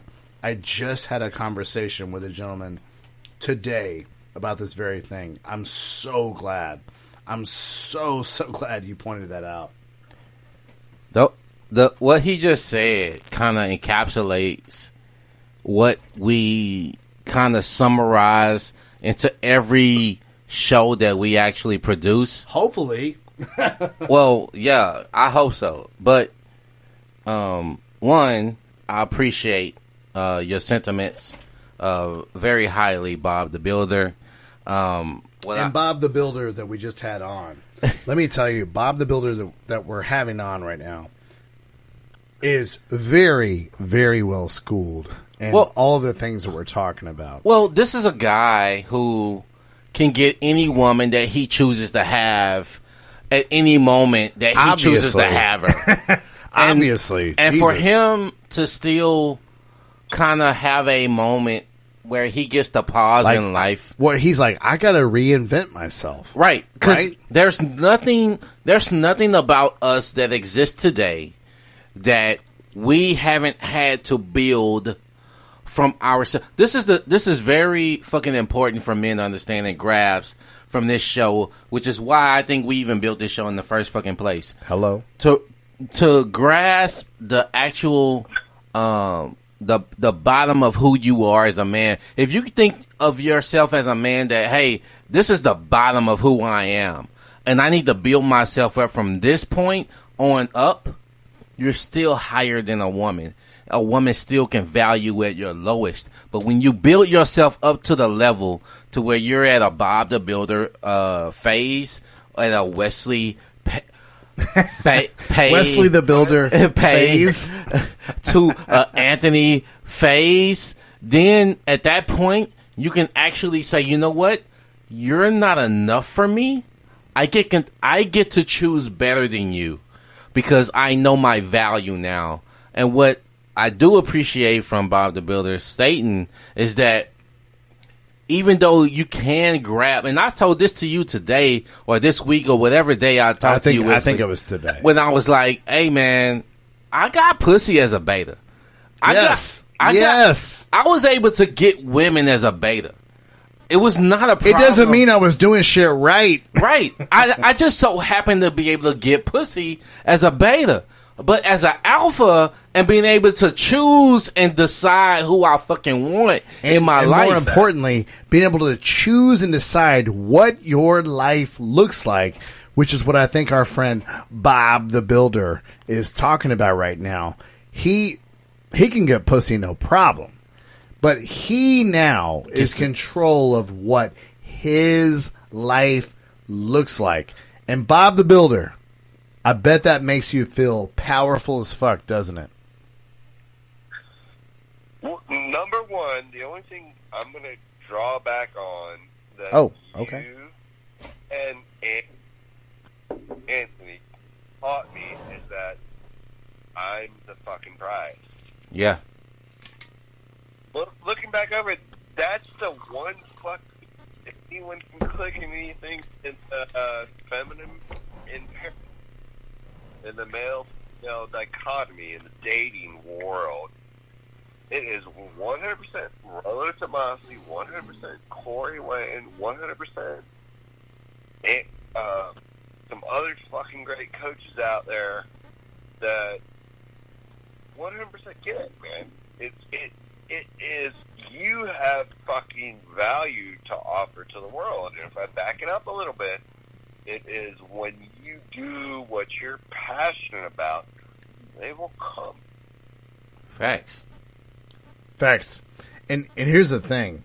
He talks about right there. You are the prize. But guys will never understand this because Anthony, get in here real quick. Most of these guys, and if you want any example on this, by the way, go look at women's dating profiles. I'm serious. They all look the same. They all want to be fed tacos and be told that they're pretty. They're all passionate about travel. So what Bob the Builder here is pointing out is that the reason that you are the prize is because you are the one that makes their fucking life cool and different. If they're just left to their own devices, they all have the same purse, they all have the same nail color, they all wear the same shoes, they're all saying the same shit, they're all talking nasally like the Kardashians, and I'm not the girl next door. Nobody did that before they copied the Kardashians. It's men that fucking make these women's life cool. To your point, Bob the Builder. So, Wes. Yes, sir. Wes. Yes, sir. Got a lot of fucking major shit in your future, man. I can feel it. Just let me take a step back out of the full fucking Red Bull. The Red Bull. I think that Bob the Builder was at a bourbon tasting earlier today also, Anthony. By the way, Bob the Builder, if you ever come to Houston, we will save some of this Bullet single barrel bourbon select for the Houston Bourbon Society for you, sir. Because Anthony, am I right? Everyone needs to taste this. Oh yeah, it's delicious. I sent you a picture. I got offered 1971, and what was the other one this morning? Oh no! I saw that picture. It was a Blanton's, 1792, and it was a 1792 full proof. Yeah. I'm sorry, bottle and bond. Bottled and bond. And let me tell you, Anthony and I tried that bottled and bond around Christmas last year, and we were blown away. By the way, Anthony tried like a bourbon tonight, and I was trying to compare it to the best bourbons he's ever tried. I'm not making this up, Bob the Builder. I'm not making this up. I told him, I was like, how would you compare this to 1792 Bottled and Bond? And I saw him tighten up. He was like, God damn it. All right, hold on. Now you make me think. So, you said that was a client's house that you were at?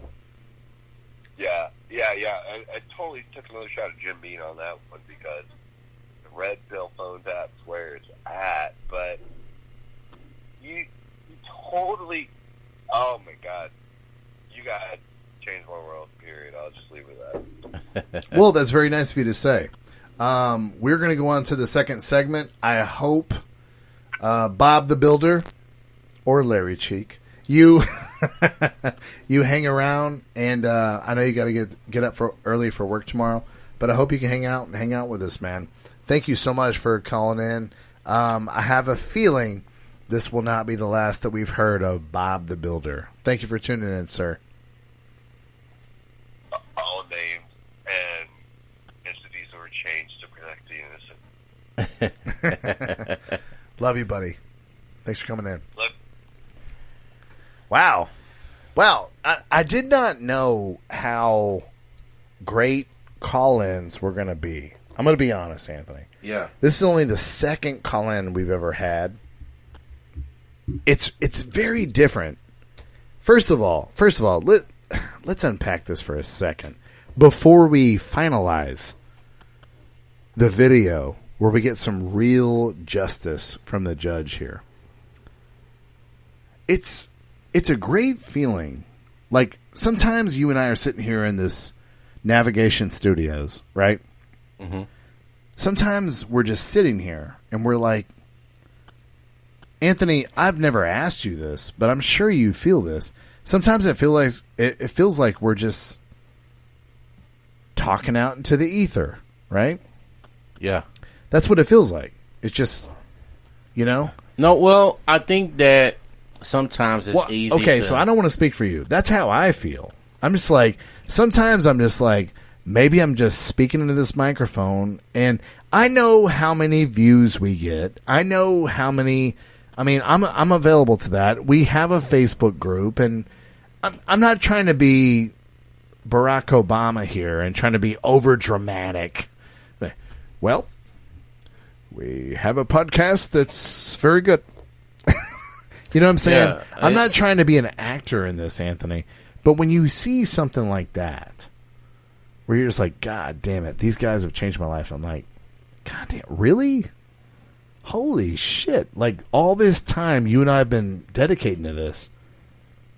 Well, that's fuck, man. That's fucking awesome. Well, that's not the first comment I heard like that. Yeah, but it's the first call we've heard like that, right? Okay. That's what's affecting me. It's just like, wait, you wanted to call in, and even though we were going to talk about something very specific, we did not ask you to compliment us or any of that other shit. He couldn't help himself. He's like, dude, this is a big part of my week. This helps me think about shit.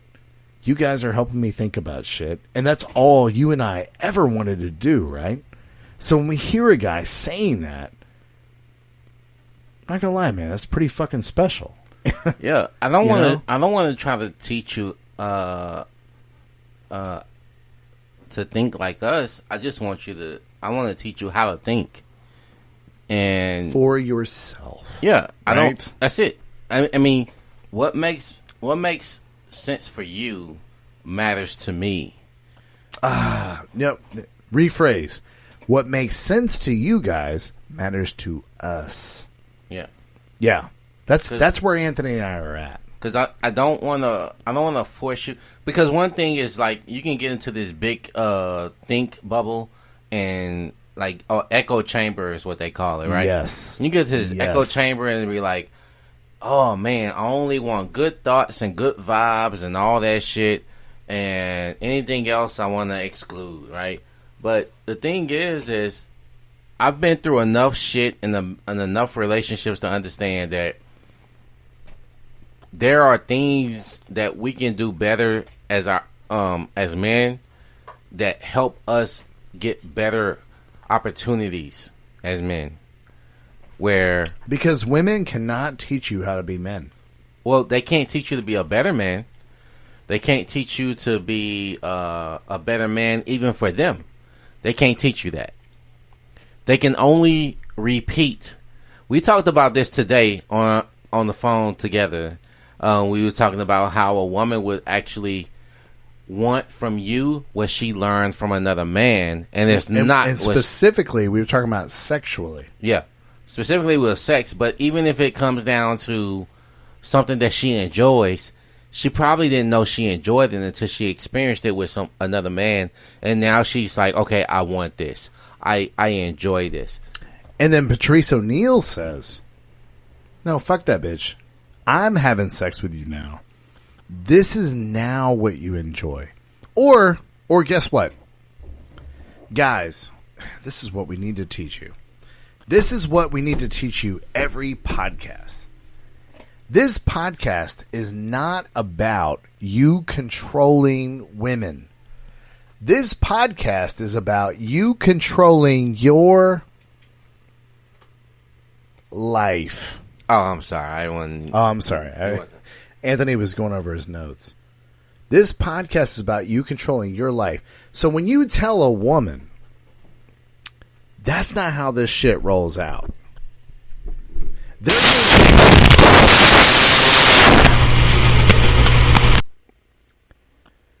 Yeah, man. It's, I don't know. It's just a different deal. And we've had Bob the Builder on, right? Mm-hmm. I did not know. I feel terrible that we didn't mask his identity, but he got us back.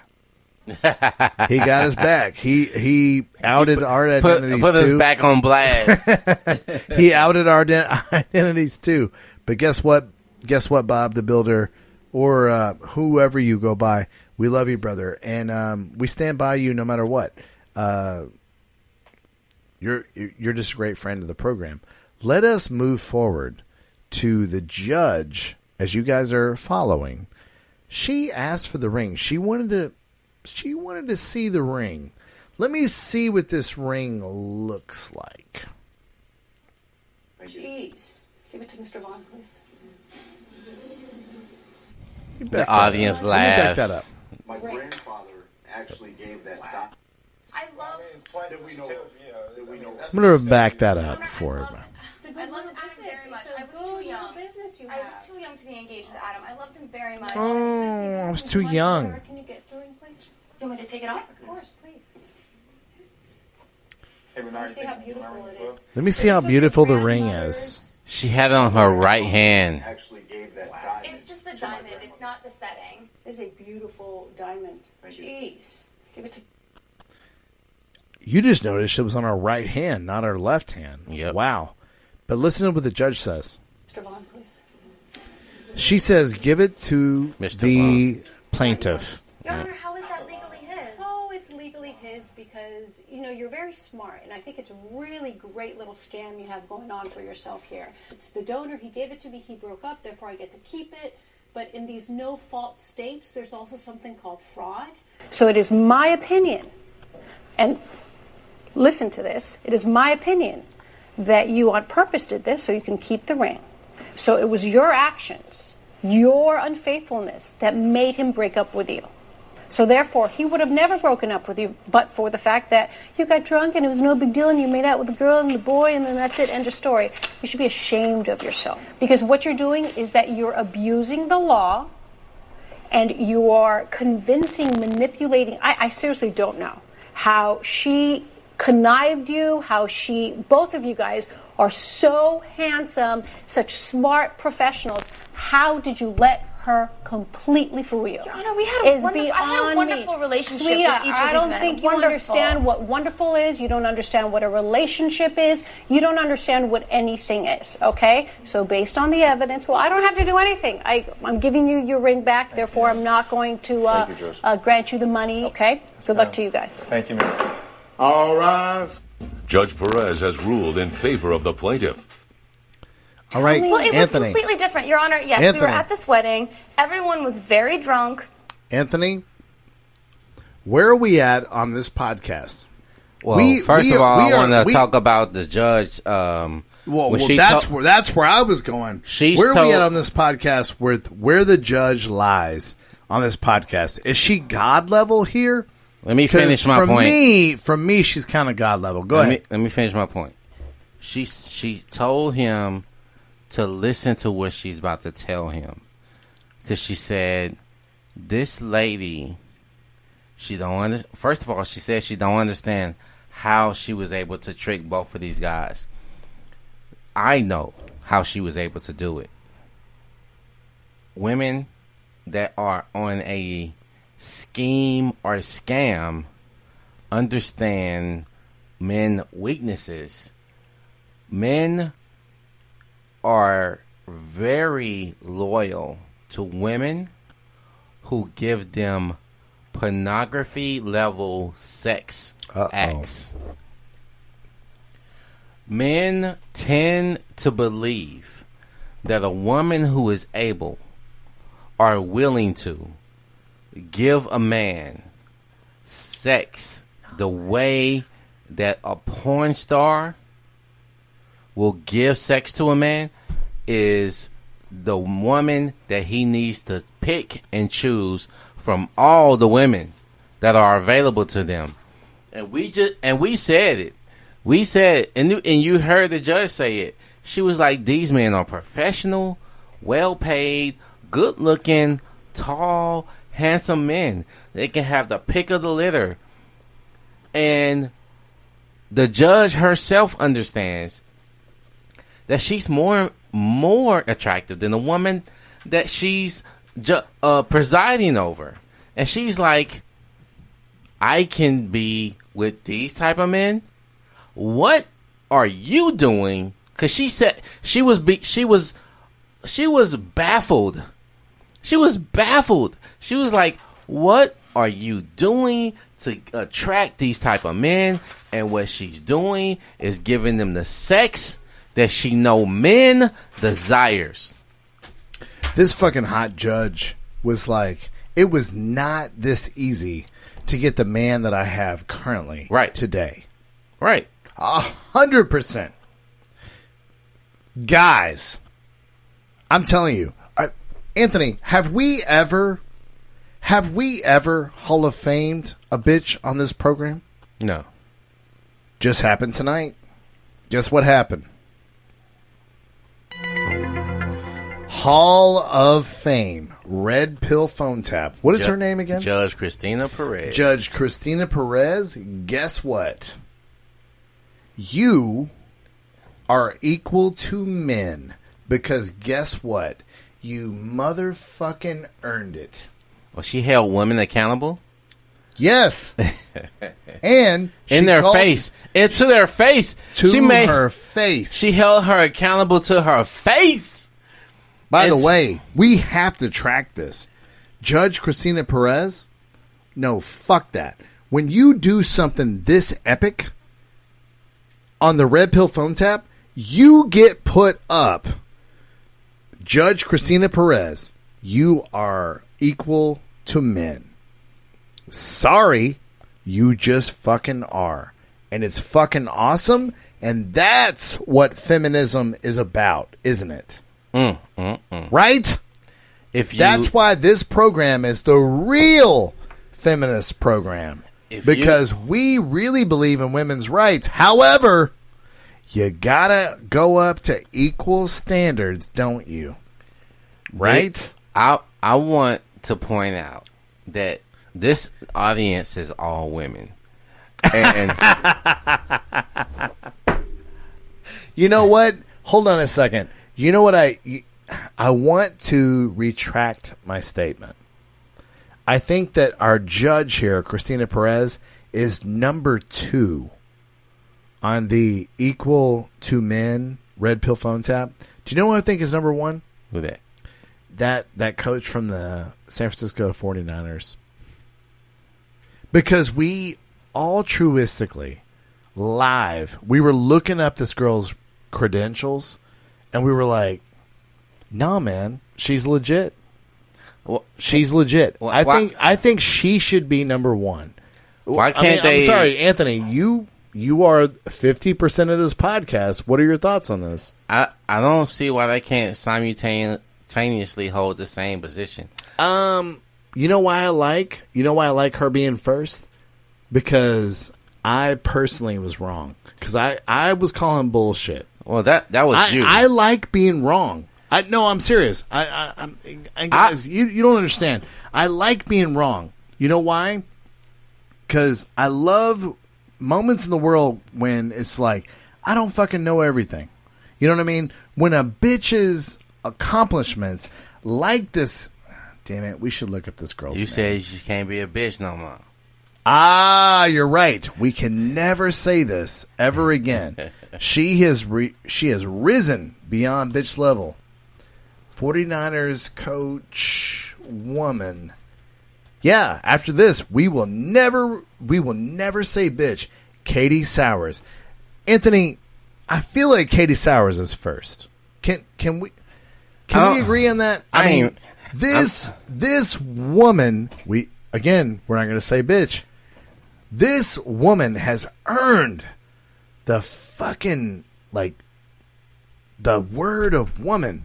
This woman is fucking amazing.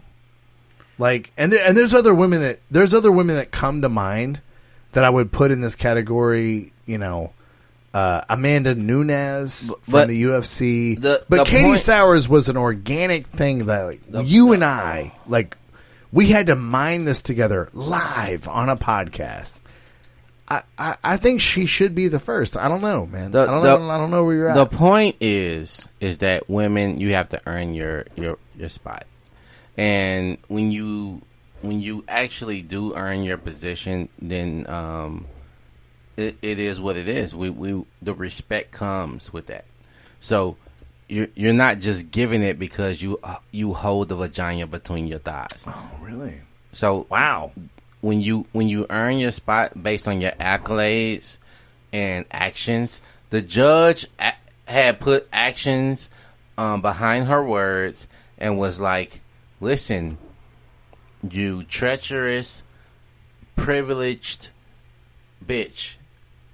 Give the ring back to the man who it belongs to. Yes. Because you didn't earn it.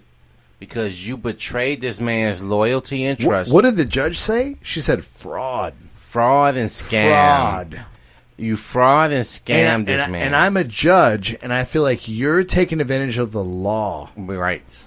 And I'm the judge being like, hey, you are taking advantage of the law, and that's why judges exist. Yep. To judge, no more. You don't get to do this anymore. See, the laws came into existence because there was an imbalance when it came to men and women, when it came to divvying up resources. Yeah, and men totally took advantage. If you watch the show Mad Men, men took advantage of their power during that period, right? Right? Anthony, we can agree on that, right? I haven't seen that show, so I can't speak on it. It's not that great, just so we're clear. All right. But we agree that men took advantage of power during a time where the middle class was at its height, right? But now women just they're in a place where they have no responsibilities. And oh my God, if you criticize women, holy shit, you're so sexist, Anthony. But the reason I want to put Katie Sowers as our number one woman that we'll never call a bitch is because we were calling her a bitch earlier in the podcast. You was. We'll have to check the tape. And by the way, Anthony, just because you never say the word bitch doesn't make you more. Yeah, it doesn't make you more like. I do say bitch. All right, I'm making sure. I do say making bitch. Sure. I say bitch a lot. And the thing is what I'm saying is about you said I literally in my mental had to say, okay, I can't call this bitch a bitch. So, cause who? Katie Sowers? No, the judge. So, because no, time out. This is good conversation because you were like, this woman, I don't want to call a bitch. So, Katie Sowers and this judge, the only thing that I'm calling out so that we have historic reference on this podcast, Katie Sowers to me, and it's very hard. It's very hard for me, Anthony, because Condoleezza Rice is a woman that we have built up on this podcast. That's your opinion, though. Well, she's still a bad bitch. But you notice I still said bad bitch. So if women don't want to be called bitches, and they want, if that's a major empowerment to them, guess what? Katie Sowers, can we monumentally do this right now? Katie Sowers, you will never be referred to as a bitch on this program ever again. Because we organically, Anthony, we organically looked up her credentials as a 49ers NFL coach. We were judging her already like, oh, this is just a dumb bitch. It's San Francisco. This fucking dumb bitch got a job because her dad was a head coach, blah, blah, blah. But when we looked up her credentials, we were like, nope, this bitch is dope. For sure, this bitch has played the game. This bitch has spilt blood and sweat on the field. Sorry, Red Pill Phone Tap says, you're a real chick. Remember that? I remember it a little differently. But yeah. I'll do respect to KS and also CP. CP. And I give you KS and CP. I give you open invitations to visit Red Pill Phone Tap at any time you choose.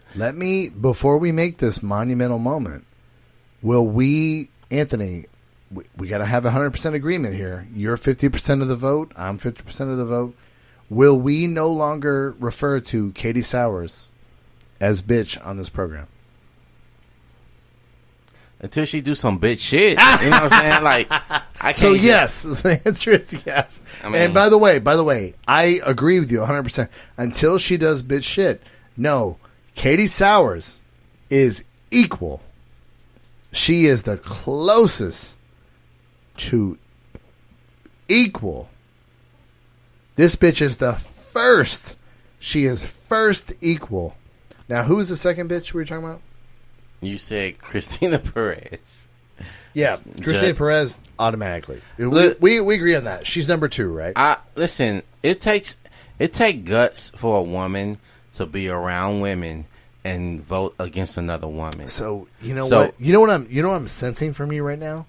What I'm sensing from you right now is you don't like that the judge is not number 1. Yes. And by the way, I'm with you. No, I'm serious. Because she's done actionable things. God damn it. She's actually talked to women. Yep. Katie, you're never going to listen to this podcast. No. You know what, Anthony? I'm allowing it. No, bring the judge to number 1. Yeah, she's number 1. I don't think she's gonna be unseated. That's why I wanted to put her on number 1. If you disagree, go ahead and disagree in the live stream. Katie Sowers versus Judge Christina Perez. Is that? Yes. Go ahead and disagree. If you really, if you want to put your vote in, Red Pill Phone Tap at gmail.com. Put your vote in. I'm leaning towards Anthony's side. I think the judge is first. In the Hall of Fame. Katie Sowers is number 2. Even though we arrived at this conclusion organically on our podcast, starting out, dogging on Katie Sowers, We started out dogging on her. You did, actually. And then you was like, wait a minute, let me look it Hey, up. man, I thought we did this podcast together. What? Yeah, we do. We do. And it's But cool. you are the one that said this shit. No, Anthony, you're probably right. I was like, hold up, let's look her up before we. And you was like, hold up. And then you started to tippity tap.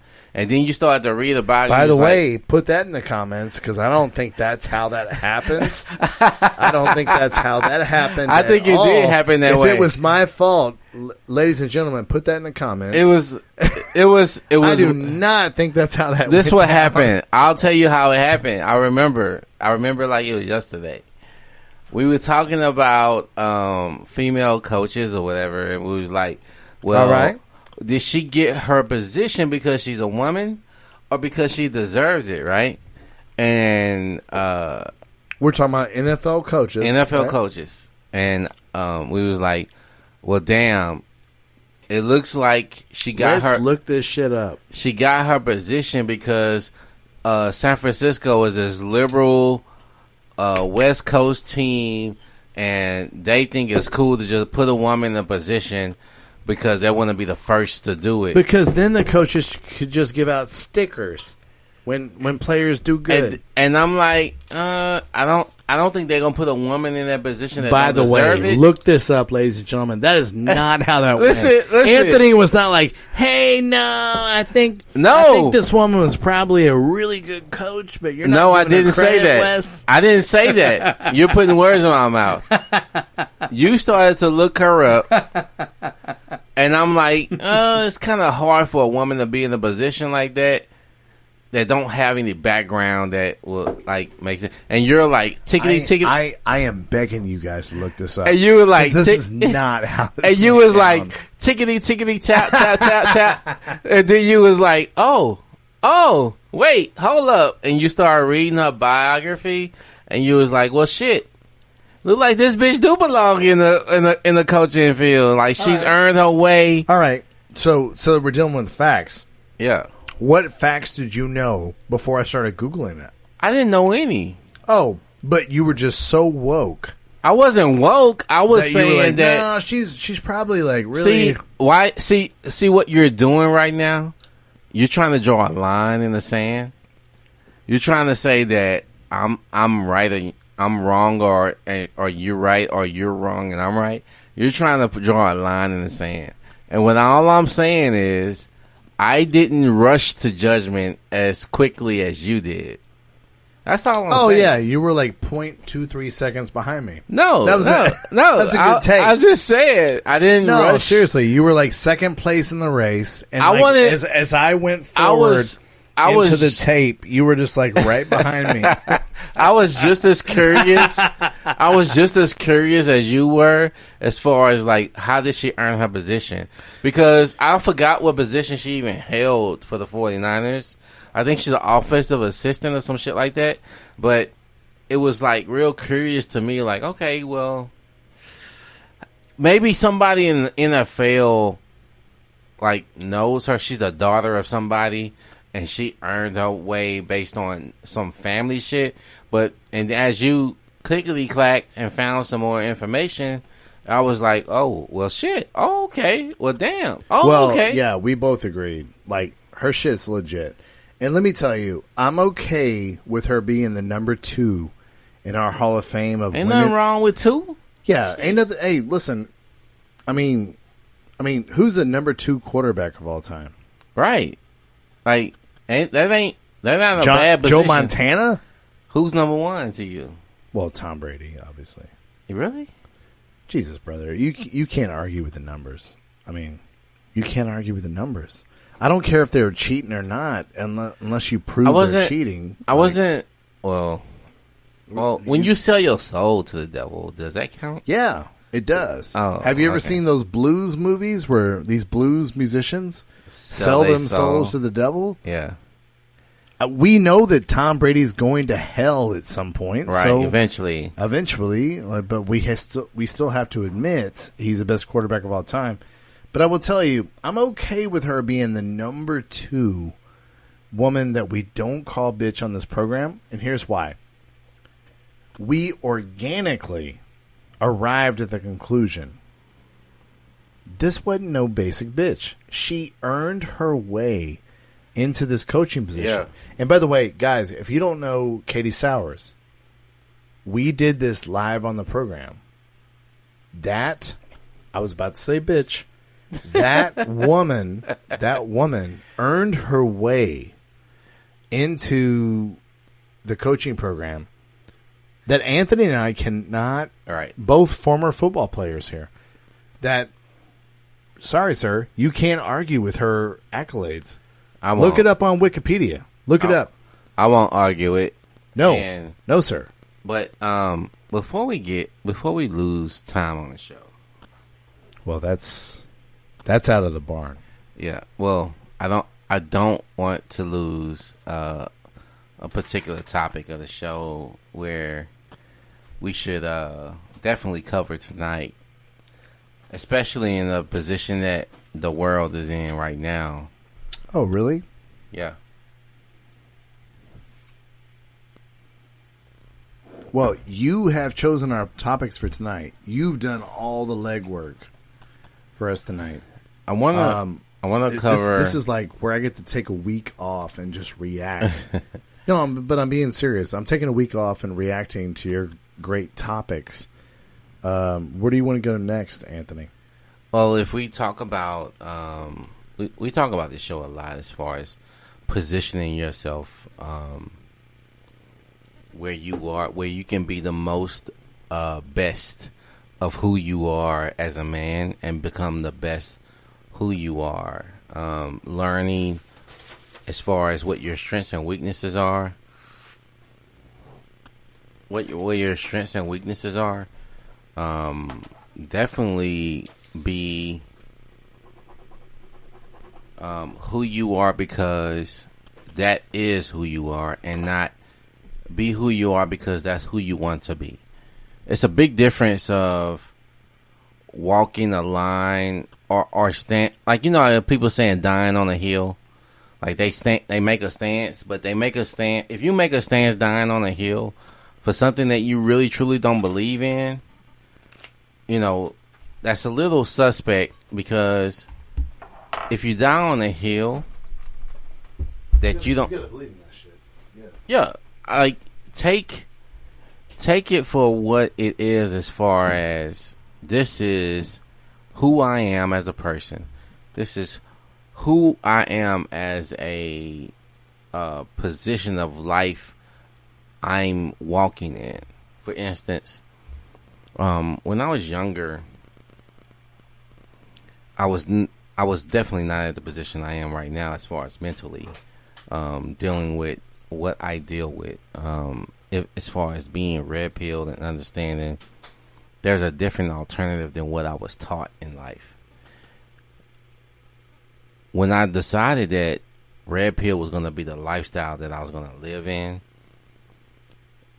it didn't become a hill I was willing to die on until I was able to actually make changes that actually benefited me through my life. I actually made changes in my life that lost me money, that lost me status that I had. I had status in a career that, had I maintained my beta mentality, I would still be in to this day. And I chose to move past it. I chose to choose a different path and not be a sheep. I decided to be what we call a lone wolf. And in the corporate world, that's not acceptable, because being a lone wolf means that you're not predictable, that you're not controllable, that people will have to keep an eye on you because there are things that you would do or say that would not be in the company line. And once I had to make that change and that difference, I realized that I had more opposition than just women in this mindset that I chose. because the majority of men are going to live in a beta mindset because that's what they were taught, and that's what they believe that is the best way to live because they believed in this dream. That's a pathway to success, right? Uh-oh.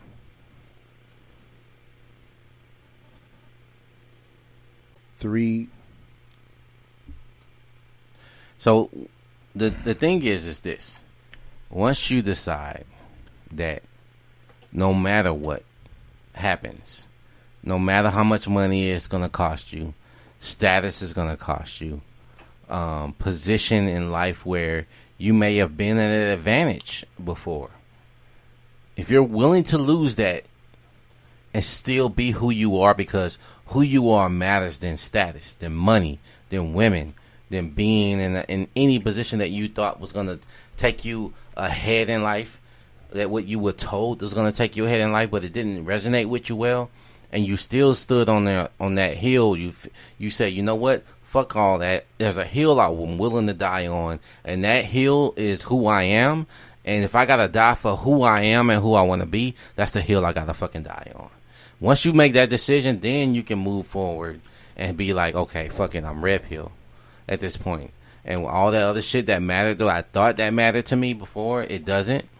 And no matter who comes to you from a blue pill perspective, and let me ask you directly, Wesley, if someone came to you from a blue pill perspective and told you that, hey, all that red pill shit, man, all that red pill shit that you believe in and you think that it's making you better, you lost A, B, and C opportunities. And if you would just renounce who you are and just go back to this, I can make you more money. I can get you on a more higher status socially. Would you just say, you know what? That sounds good. I think I'm going to let go of this red pill shit. Is it? It's a complex question because I think what everybody listening wants me to say is, no, man, no. I'ma stay by my red pill values. Yeah. But I'm going to be honest. How much money's on the line? Because you got to witness this tonight, okay? And real world example. My wife got to watch me argue the taxes on our home. We talked about this tonight, right? Yeah. We talked about this tonight. And because I know what you guys want me to say. Hey, if they were asking you to let go of your red pill values, what would you do? You would stand up on the table and you'd be like, you know, Dwayne The Rock Johnson says, and millions and millions of... No, I'm going to answer this question honestly. Okay? So when it came time for my house to be appraised for value, we live in a gentrified part of Houston, right? All the houses are being built up. My house, I'm not making this up, my house appraised for $22,000, right? Then, after my house was renovated, and we purchased it, by the way, they put it at $182,000. I will not tell you guys what we bought it for. That's on public record. It was higher than 182.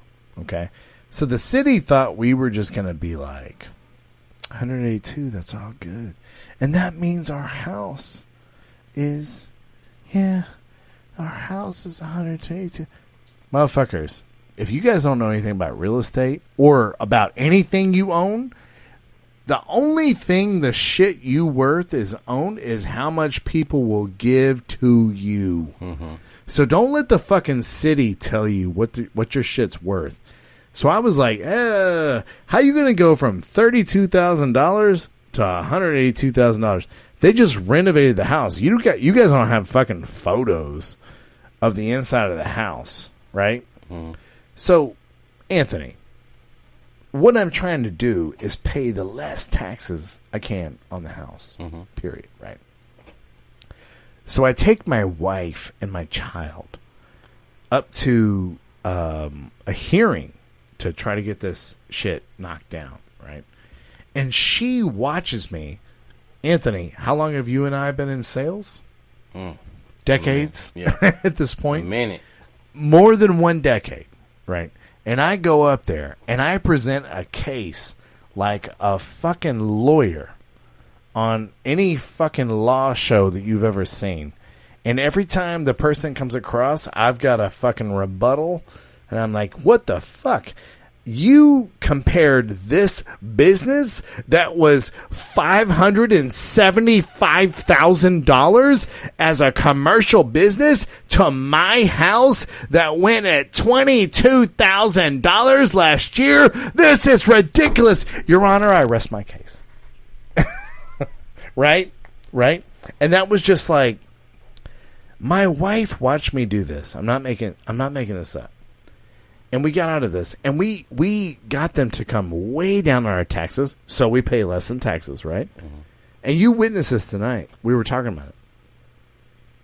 When I did this, I did such a good show that my wife came out of this like, our house ain't worth shit. And I was like, I had to like come back to her and be like, no, babe, our house is worth way more than they want to appraise it for.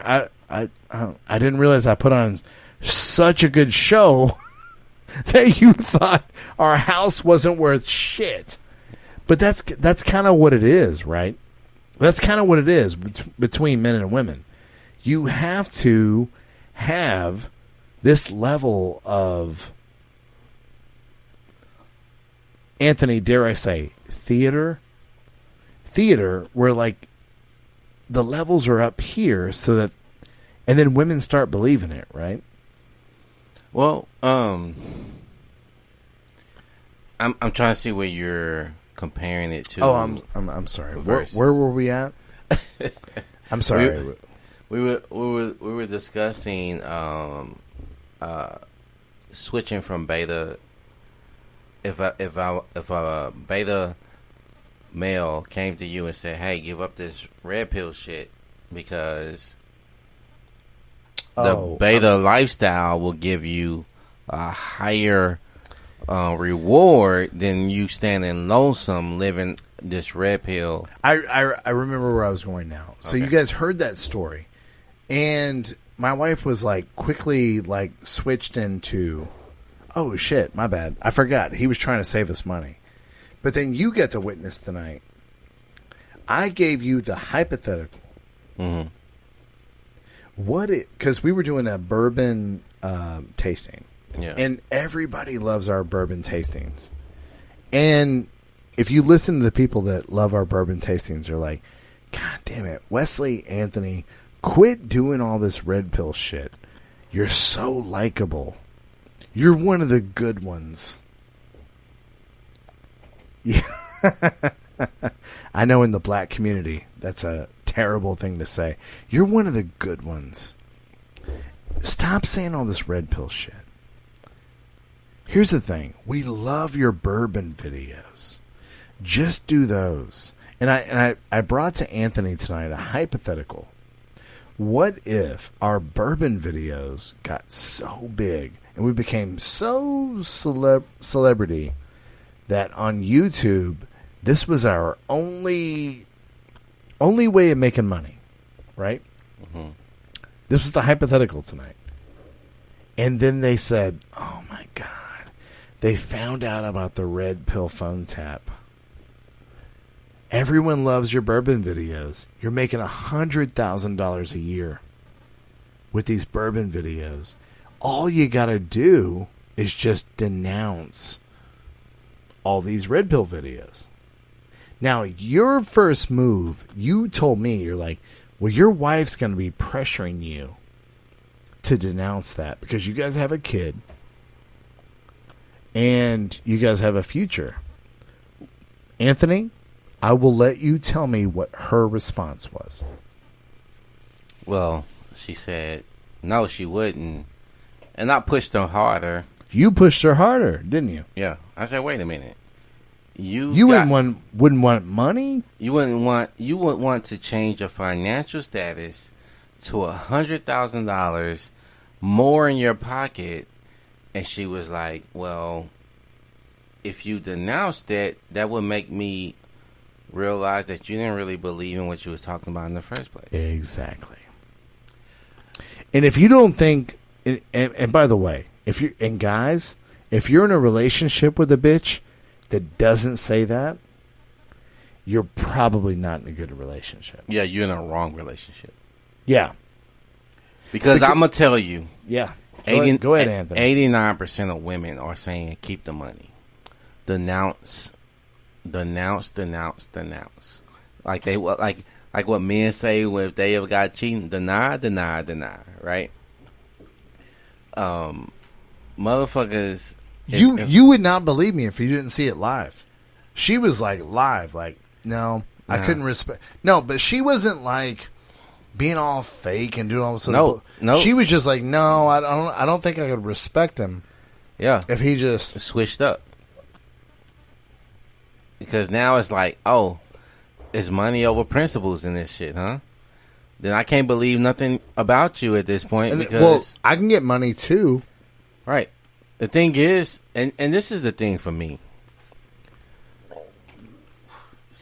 I'm just saying, you witnessed it live. Yeah. She goes, I mean, you saw it live, and you saw her think about it.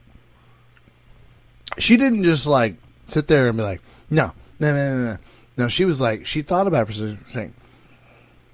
And she thought about it for a moment. She's like, I don't think I could respect him if he just switched up. The thing for me is this though. Like, I know men who would switch up on their homeboy for the money. Well, and hypergamy isn't a motivating fact for men. So you got a hypergamous position being available for someone and they don't take it, and the reason they take it is because loyalty, because principle, because being true to who you are. And that resonates with me because it's like, damn, you got a woman who's saying, if you're not true to who you are, that makes me not believe in who you are or who I thought you was. And for me, that just speaks fucking volumes about... The reason we brought up that story earlier, we're like, oh my God, like shit wasn't true. The reason we brought that up, where my wife was like, oh my God, like I thought our house wasn't worth shit because of your performance. You know what I'm saying? I want to bring up to you, even when you tell your wife, like, hey, I'm about to renounce the entire Red Pill phone tap so that we can keep this bourbon tasting thing going. And you even have that conversation with your wife, like I had the conversation with my wife. Like, hey, I think this house is worth more than what they're coming, to the city with. But I want to take it down, like, way higher. Because I want to pay less money. Fuck them hoes, But I'll tell you, your wife forgets that shit. And she thinks your house isn't worth shit. Right? Same thing. When you have these agreements with bitches, they forget that shit. And then, like, you make this agreement later and they fucking forget, like, hey, we agreed this shit ain't worth all this. But later on, like, you talked them into this shit. You know what I'm saying? Like... You're like, oh, yeah, this shit ain't worth this, but I forgot to... I'm sorry, I put the whole city of Houston under my magical spell. I forgot you're under this magical spell, too. Now you think we're living in a fucking ghetto shack that homeless people live under our house and shit because I presented that to them, right? Like, you know what I'm saying? Like that's what women do, dude. You can't forget as a man, and this is going to come across very harsh if you've heard this podcast for the first time. I don't know how else to say this. Men, you have to teach women how to think. Let me repeat myself. Men, you have to teach women how to think. Anthony, can you build on that? Because we both know that this is true, but this is a real basic thing that we teach on this podcast every week, but I don't think we break it down in the most basic terms like we're doing right now. I was going to come on the flip side of that. I was going to say that women tend to follow your lead. And so you're already going to the same place I'm going. Yeah, you're already going there. So your lead, how you lead matters. And the way you lead matters. There's a thing about wolves in a wolf pack. You would think that the leader of the wolf pack will lead the wolf pack, but that's not how wolf packs move. Okay, I'm listening. I'm already interested in this. I didn't know this shit. Wolf packs are led by the elders in the wolf pack. They're typically the most vulnerable of the wolf pack. Can we go sidebar here? There's two things in life you can't buy with money. What are they? Trust, wisdom, and experience. Yeah. Keep going. They're led by their experience. So, and that's typically, probably the grandfather or the older aunts or cousins of the wood pack that survived, and they're leading the group to where they need to find food, whatever.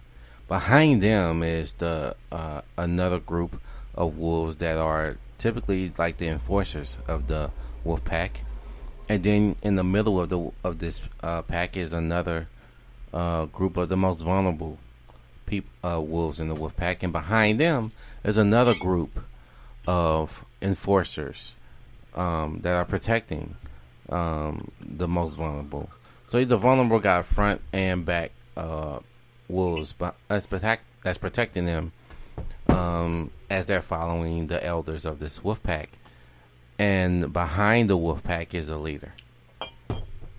The leader is making sure that none of the lesser wolves are left behind. And if something was to disturb the wolf pack, that no one gets left behind.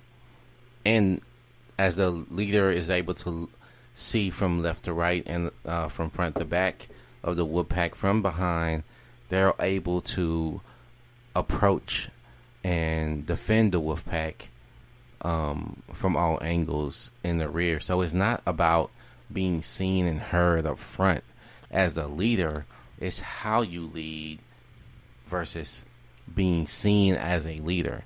Well, as we talk about, and I'm going to challenge you on this, Anthony, because it sounds like you know a lot about this. And by the way, I find wolves very interesting too, because we all know that every dog breed that we have came from wolves. Yeah. So it sounds like you have the same interest in wolves that I do. But I would challenge you and say that there's not a lot of natural predators with wolves. They typically are the predator. Yeah, so you don't need to protect a lot, right? Because that's what you were talking about a lot. Like, there's a protection, but like, what's really attacking a wolf? I mean, to me, wolves. Other wolves. Wolves. Well, not a bad take if you roll into their territory, but in my life, I have always used a comparison of the difference between men and women is the difference between wolves and dogs. Wolves are just cold, calculating, do what I have to do to survive creatures, and men are dogs, the tame, gentle creatures. You know what I'm saying? I mean, I really, really think if you watch wolves, and to your point, how they operate, how strategic they are, like what they do to hunt down prey, and how they will hunt down humans or elk or antelope or whatever they're trying to hunt down. It's just a real meticulous shaming. Wait, did I say shaming? It's just a real meticulous, slow process. Whereas men are very much like dogs. They're very easy to predict. You know? They're very warm, fuzzy. Can we be honest? I mean, they're the pillars of what our civilization is built on. And I feel like, and I want your take on this, I feel like these wolves that are women are the ones that take advantage of all the pillars that our society is built on. Niceness, loyalty, looking out for people, trying to restraint of the masculine principle. Things like that. I don't know. I mean, what's your take on this, Anthony? You brought up wolves, so organically I had to compare wolves. To me, wolves are the natural... I mean, women are the wolves of society, whereas men have been the dogs in a good way for a long, long time. You lost me, man. I'm going to be honest with you. I'm saying dogs versus wolves. Wolves are just. I guess because when you look in a wolf's eyes, a wolf is just so cold. And maybe you haven't experienced this. Well, I've read a lot of books by Jack London, by Anne Rice, where they talk about the coldness and the stalking of wolves, like where they will hunt down people and elk and like all kind of shit, and they are relentless. Out of necessity, really? Because I think... Out of necessity. I think, well, I mean, I love nature, and I look into behaviors and, but just like any predator in the wild, predators are capable of turning on their own kind if they're hungry. But it doesn't enough. mean they're right. Like when you're I guess I just disagree with you trying to compare women to wolves. Oh, 100%. It's just I'm gonna. By the way, I will die on this hill. You can. I feel like the difference between men and women. I don't think women can lead men. I don't think women can. And by the way, I don't think that wolves can lead dogs. When you talk about, how did you? I mean, you fucked me up with this comparison because where I was going with it, and you probably didn't. You're not part of the group that I'm in when I showed this actual diagram that showed how the wolves actually form. Oh no! I've seen this video, and by the way, it's awesome. It's amazing. But I think as men, we're dependent on as the leader. But we're not put up front as far as like say, hey, this is our leader. A woman will typically say, hey, I'm the leader, and not give credit to a man, even if a man is present, because she would rather have recognition than to actually have responsibility. So, but a man will take responsibility over recognition every day. That's very true. But so I don't know. No. I just wouldn't. No. I wouldn't. In reference to your video, I'm not disagreeing with you. I'm just talking about it on the big spectrum of things. When it comes to how humans interact with nature, humans. So if you were a human, Anthony, out in nature, and a pack of wolves rolled up on you, that is a very, very dangerous situation. Yeah, I just hope they ate shit. Yeah, no shit. And if you're on a horse and you're hunting, which is very commonplace, in nature, especially in Alaska and all these other places, these wolves will just relentlessly over weeks and weeks. They will wait and they will fucking track you down, and they'll wait.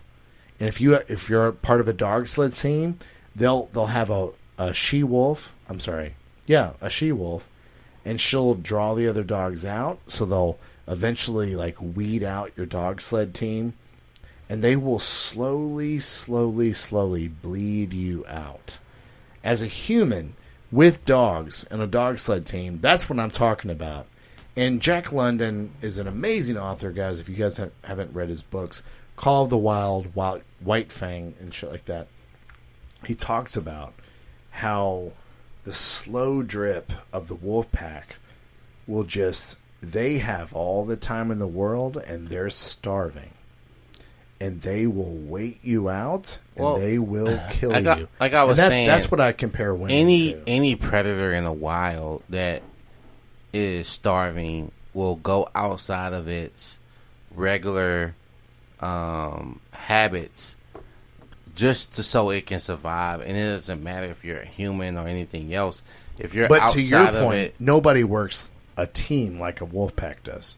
I think your point, if a wolf pack is working together, if they're starving, you are outmanned. You are fucking out. I mean, look, if a possum, I'm just saying on a spectrum, if a possum is starving, how much of a threat is that to you? None.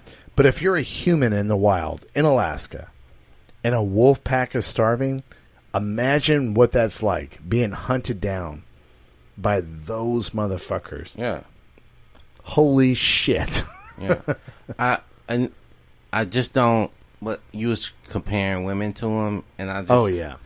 I don't... I'm comparing women to wolves versus men are like dogs. I think women are more closer to foxes than wolves. I think wolves will go outside of their normal hunting behaviors on opportunity. If they're starving, then if an opportunity like comes available, then they'll be like, "Hey, we were tracking this elk, but we got an opportunity right here with a human that's kind of like more vulnerable than an elk." Now, Anthony, you're talking about wolves? Yeah. Oh, okay. If they're hunting or they're tracking an elk, and then an opportunity shows that a human is injured in the wild, and they so happen to come up hunt, and they was like, well, wolves don't normally hunt humans, but they had an opportunity to kill a human, they get a meal while they're hunting this elk, then I think they would take advantage of that opportunity. Now, let me ask you this. When you're imagining this in your head, because let me tell you what I'm imagining in my head is I'm injured, I'm in the snow, mm-hmm. I can't make fire. Right.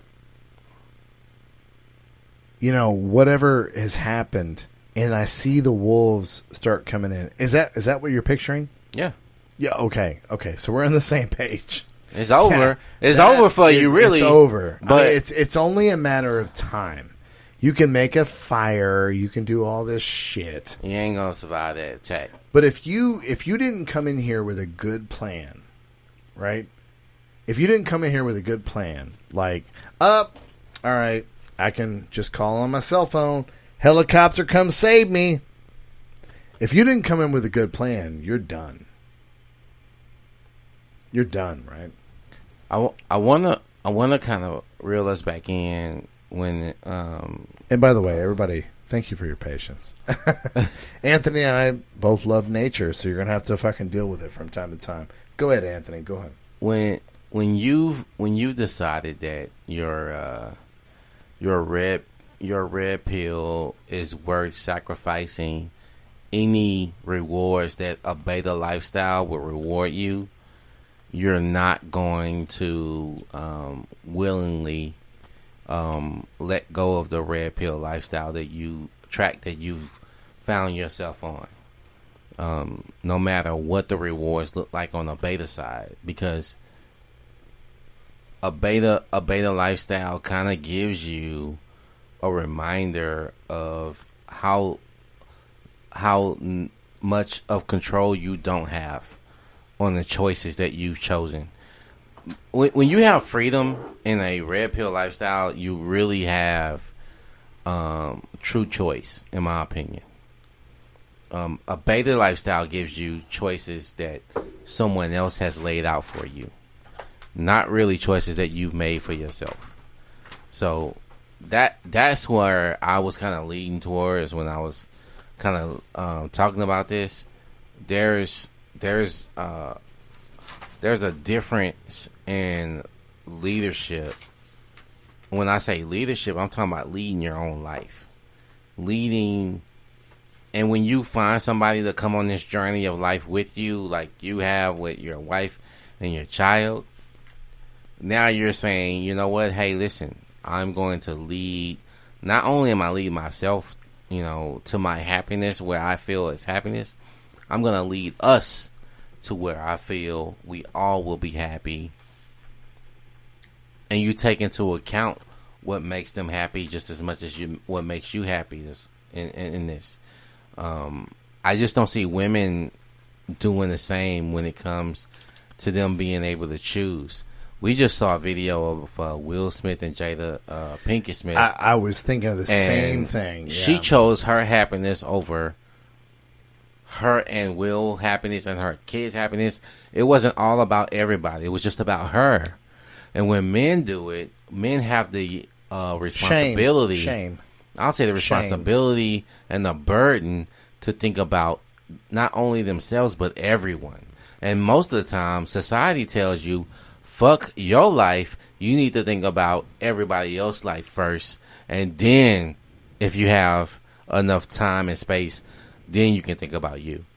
But let's get into this for a second, because we're obviously not going to go as planned on this podcast. We watched this interview with Will Smith and Jada Pinkett Smith. Let's go through the first parts of this. You and I could admit a lot of positive shit in that interview, right? And if you guys haven't seen this, Jada Pinkett Smith and Will Smith, I hate that I have to call her Jada Pinkett Smith, but she's in show business, so I'll allow it. They had an interview where Jada Pinkett admits that she had marital affairs on Will Smith, and Will Smith is at the table. Like, okay, so let's get into this.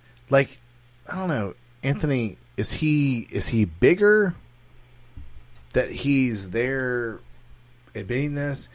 We don't know. Has Will Smith had affairs? We don't know that. I think yes. Because he's a fucking man and he's Will Smith. And again, like, me and you are not Will Smith, and we could easily. Can we pause for a second though, and go? When men sleep with a lot of fucking bitches, it's not unattractive to women. But when women sleep with a lot of men, or after we're in a relationship, if a woman sleeps with another man, it's unattractive to us. Similarly, ladies, before you start sending us emails, similarly, you like tall men. We like women that we know suck a whole lot of dick of all the people we know and open their legs for all the men we know. By the way, you don't understand why you like tall men, and we don't understand why we don't like women that fuck everybody. Stop with your equalism shit. Anthony, go on. I'm sorry. Thought you was gonna like lead me somewhere. I'm sorry, man. Like, you were going somewhere. It was just like, it was like he was apologizing for her, right? It was. Well, all right. I don't hate how Will Smith approached this. I don't hate it. I don't know. How do you feel about this? Well, every relationship is unique within itself. So And they put themselves on blast. Yeah. So let's give them credit. They put themselves on blast. Mm-hmm. She's admitting she had an affair on Will Smith, but she's not really admitting. She's like, "Well, I had an entanglement." Well, she said entanglement no less than 3 times. That's the part that kind of pissed me off a little bit because this so-called red table is supposed to be the table of enlightenment and exposing the truth and getting past the word or the word salad of falsehoods, and he had to kind of pull it out of her that she was in an actual relationship with another guy that was not her husband, and that he did not approve of this relationship. She just decided that she needed happiness and wanted to feel good. Is in her quotes. To be fair, they were broken up. Well, she's still married to him, so they're not broken up. I'm sorry. I don't agree. Nope. I have to agree with you, Anthony. I have to agree with you. It's if you're still married, taking a break is very different, especially when you have how many children? 3. 3 children. Well, they have 2 together, but he had. It's so son. weird. Yeah. It's so weird that I have to explain this. But when a man, if I have 3 children with a woman, if a man, and nobody will believe me on this, Anthony, jump in at any time. But if a man who has 3 children with a woman, if he goes and fucks 10 bitches, that is not the same thing as a woman going and fucking 1 guy. Is 10 the right ratio, or is it more 5, Anthony? What is it? What? No, I'm serious. There's a ratio where men will fuck bitches and not care about them. And by the way, the women don't care about him either. It's not. This isn't some sort of he's going out and using. When you go out in the world, women want to be fucked, especially younger women. They're just like, yeah, man, let's fuck, let's whatever. But when women fuck, it is such a betrayal to men. And by the way, I don't care what's fair and what's not. I don't care. I'm serious, dude. If me and my wife, I'm just gonna go on record right here, right now. Anthony, break me down. You're my best friend. Feel free to break me down. Me and my wife take a break for a month. I fuck 5 bitches. Okay? While me and my wife are taking a break.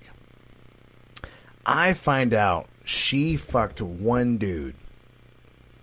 What do you think my reaction is? What do you think my reaction is if she wants to get back together? She's a hoe. She's a slut. Nope. That pussy has another man's cum in it. No, I'm being serious. Dude, I'm trying to enlighten... Anthony, I'm not trying to be a dick. I'm trying to enlighten people. I would not want to be around that pussy anymore. Like, that pussy is tainted. Now, no other man will tell you this shit. No other man will tell you this shit. But that pussy is gross to me. Well, that's what I'm saying. But is my dick gross to her if I fuck 5 bitches? Yes or no? No. It's not gross to her. It's different, motherfucker. Yeah. Like, you won't find this on any feminist website that you visit. It's a different mindset when it comes to... No, it's just we're different as men and women. What's accepted and what's not accepted. No, Anthony. I'm not even talking about what's accepted and what's not accepted. I'm just saying, how do you feel? You've been broken up for a month with your wife. I understand the scenario. You have a child. So you slept with 5 women, right? Mm-hmm. You could come back and be the husband, no problem. But you find out she had a dude fuck her. You'd be like, dude, I don't want that pussy anymore.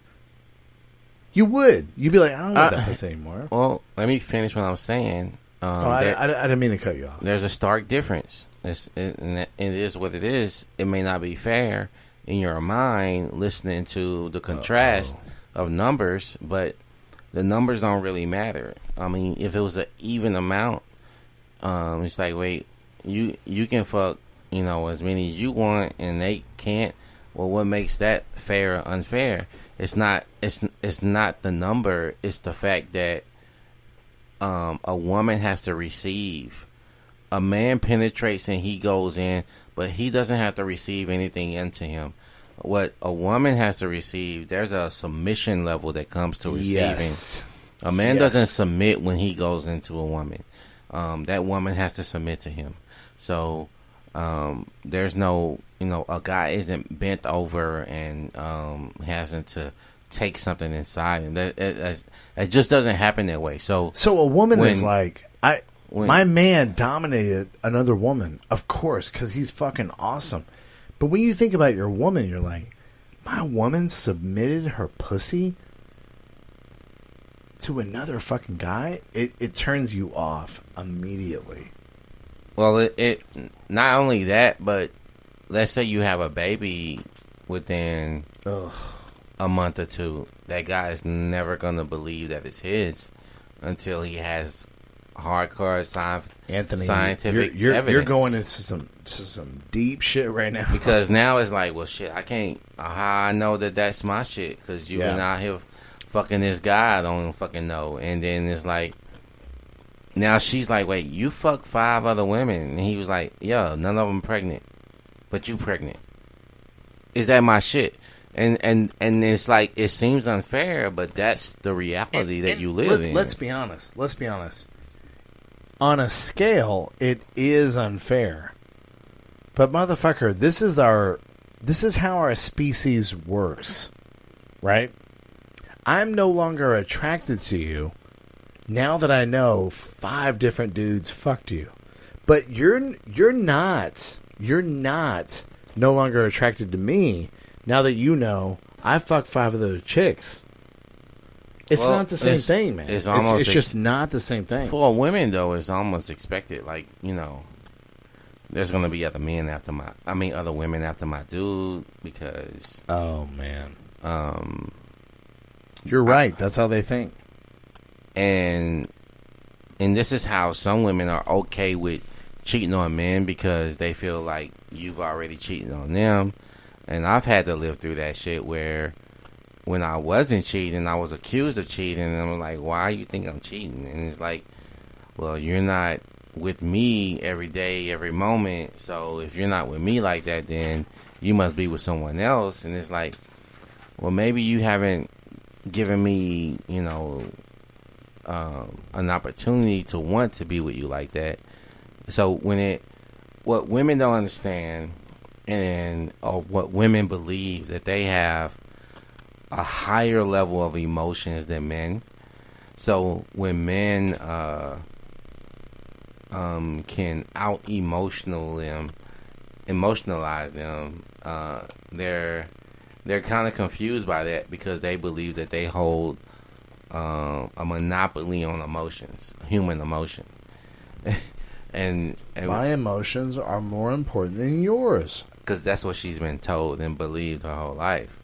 But when in reality, the reason men...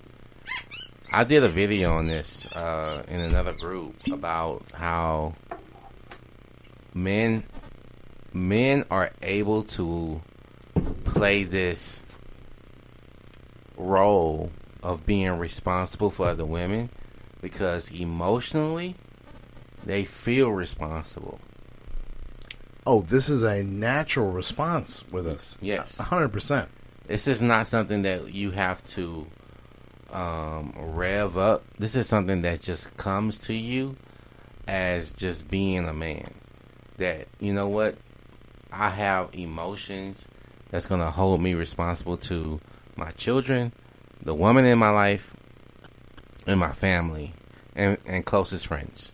Like, those emotions just exist.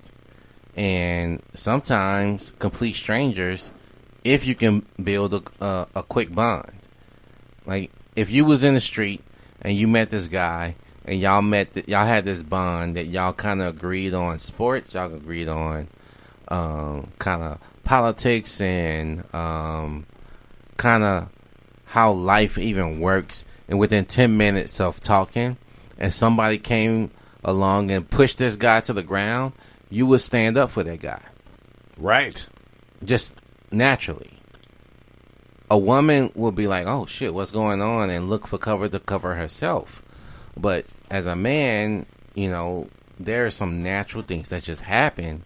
And if someone like a woman that are known to being able to manipulate men's emotions on a quick basis, especially through sex, especially through emotional, physical contact, and being able to play victim if need be to survive, yes, she can be able to manipulate a man and make him become her protector, even without a ring, without a fucking relationship. She can build this up quicker behind men, because she know men. If she has sex, let's say you had sex with a woman. Let's say you just met this woman and you had a one night stand with her, and she called you and she was like, "My ex came over and beat me up." Like, you're like obligated to, like, she's calling you now, right? Because I've given you my vagina. Yes, or hold on, or not. Or she don't even have to. She's just saying that. I know there are women that out there that says that because you know this woman, you should protect her. Just because you know her, because you know she exists, you should be able to stand up for her and defend her no matter what. And there's just this thing that they feel like they deserve because of that. But because men do have these triggers of wanting to protect women, that they actually go out and do it. Not all men will do it, but I'm just saying. But men that have, you know, what is the term we like to use? Men that have, Jesus Christ, where they think that pussy's not going to come around along, like. Oh, you're talking about Jesus. What? I'm losing my mind here. You're talking about now. You're making me forget. A sense of shit. I know Bruno knows this shit, but where you at, Bruno? Yeah, help us out, man. We had a bourbon tasting earlier. Where you're, God damn it, I can't get it. It's on the tip of my tongue. Where you're acting like you can never get pussy again. Well, since we failed at the... No, I'm serious. Because I want to... We have 7 minutes left in the podcast. I want you to... And what this is called is a... Jesus Christ. We cannot remember.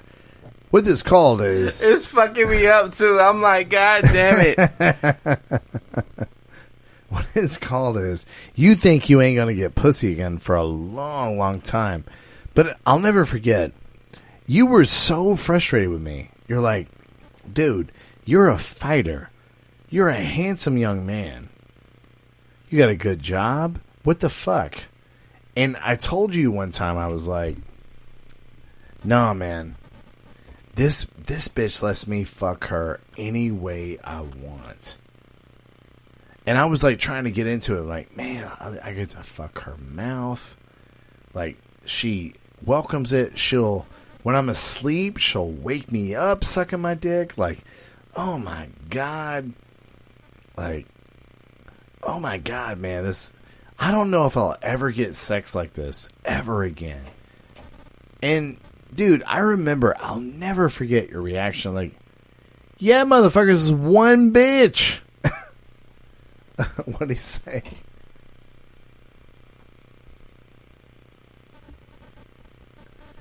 Yeah, well, no, there's a there's a specific term for it. It's I'm sorry. Now I know. A scarcity mindset. Thank you. God damn. Jesus Christ. I was never gonna get it. I was losing myself. A scarcity Yes. mindset. Yes. A scarcity mindset. I'll never get pussy again, but I'll never forget. I had this girlfriend that was Anthony, making my life a living hell. Yes? Mm-hmm. Yes? No? Mine too. Shit. But I was like, man, you have no idea. I love the way I fuck this bitch. God, I love the way I fuck. She will just let me grab her by the back of her head and let me fuck her mouth. It's amazing, you know. And I was just so blown away because I had never experienced this before. And you were like, motherfucker, yes, there are many women that will let you do this. Right. Don't let this bitch fucking ruin your life. Exactly. I'll never forget that. You were like, yeah, dude, I appreciate that you love the way this bitch fucks you. I'm sorry, you fuck her. But goddamn, man, like, there's a lot of women in the city that will let you do this. And I was like, I don't believe it because I've never experienced this before. You know what I'm saying? No, but you were talking about that today when we were talking about shit on the phone today. And you were so right. You were just like, you're so frustrated. Like, this is the best I ever experienced. So this must be the best that's available to me in life. So you're willing to take all the shit she's willing to dump on your head. And I'm here to tell you, we're going to talk a lot more about this in the after show. Because we have to give bonus material to our loyal fans. Well, and I'm here to tell you, you know what? I'm not going to say anything else about it. Because, brother, this was one of the watershed moments for me. When you were just like, yeah, motherfucker, that girl lets you fuck her the way you want to fuck her. Motherfucker. There's a lot of women. There's a lot of women that won't let you do that, but there's a lot of women that will let you do this. And it's not just one woman. Nope. Again, if you want to learn more about this, you can go to the Red Pill Phone Tap on Facebook. We do Anthony, shall I say, a generous after show? Man, I think we should record it. We still have more topics to cover tonight. I know, man. I know. We might record this segment after this. But we might not. So you better tune in to Facebook, the Red Pill Phone Tap. If you want to be part of the integral matters, and we say this in the way of wow. We say this in the way of atoms and neutrons and electrons. If you want to be part of the matters of this show, you got to get on the Facebook group, the Red Pill Phone Tap. All you got to do is get in there. There's a beautiful picture of the godfather of the Red Pill, Patrice O'Neill. Anthony, what else do I have to say? What do I have to do to convince these people to get in the Facebook group, man? God damn it. It's frustrating. It's frustrating. I know you want this knowledge. I know you want your life to be better. I know you want to be better with women and the dating. Women, I know you want to learn more about yourself and how flawed you are, but how beautiful you are. Do you want to know about your real beauty? Do you want to know about your real flaws? We, Anthony and myself, are the real feminists here on the internet. I'm sorry. We might get some female callers in the future. Yeah. And Katie Sowers? Judge, I'm sorry, Anthony. What's her name? Christina Perez. Yeah. Katie Sowers, Christina Perez. You can only hope to aspire to their levels. There will be other women that join the group because we are the true feminists on Facebook. And No, we're the true feminists, Anthony, of the world. Jesus Christ, man. I hate that I have to get so passionate about this. Jesus. We just love what we do, man.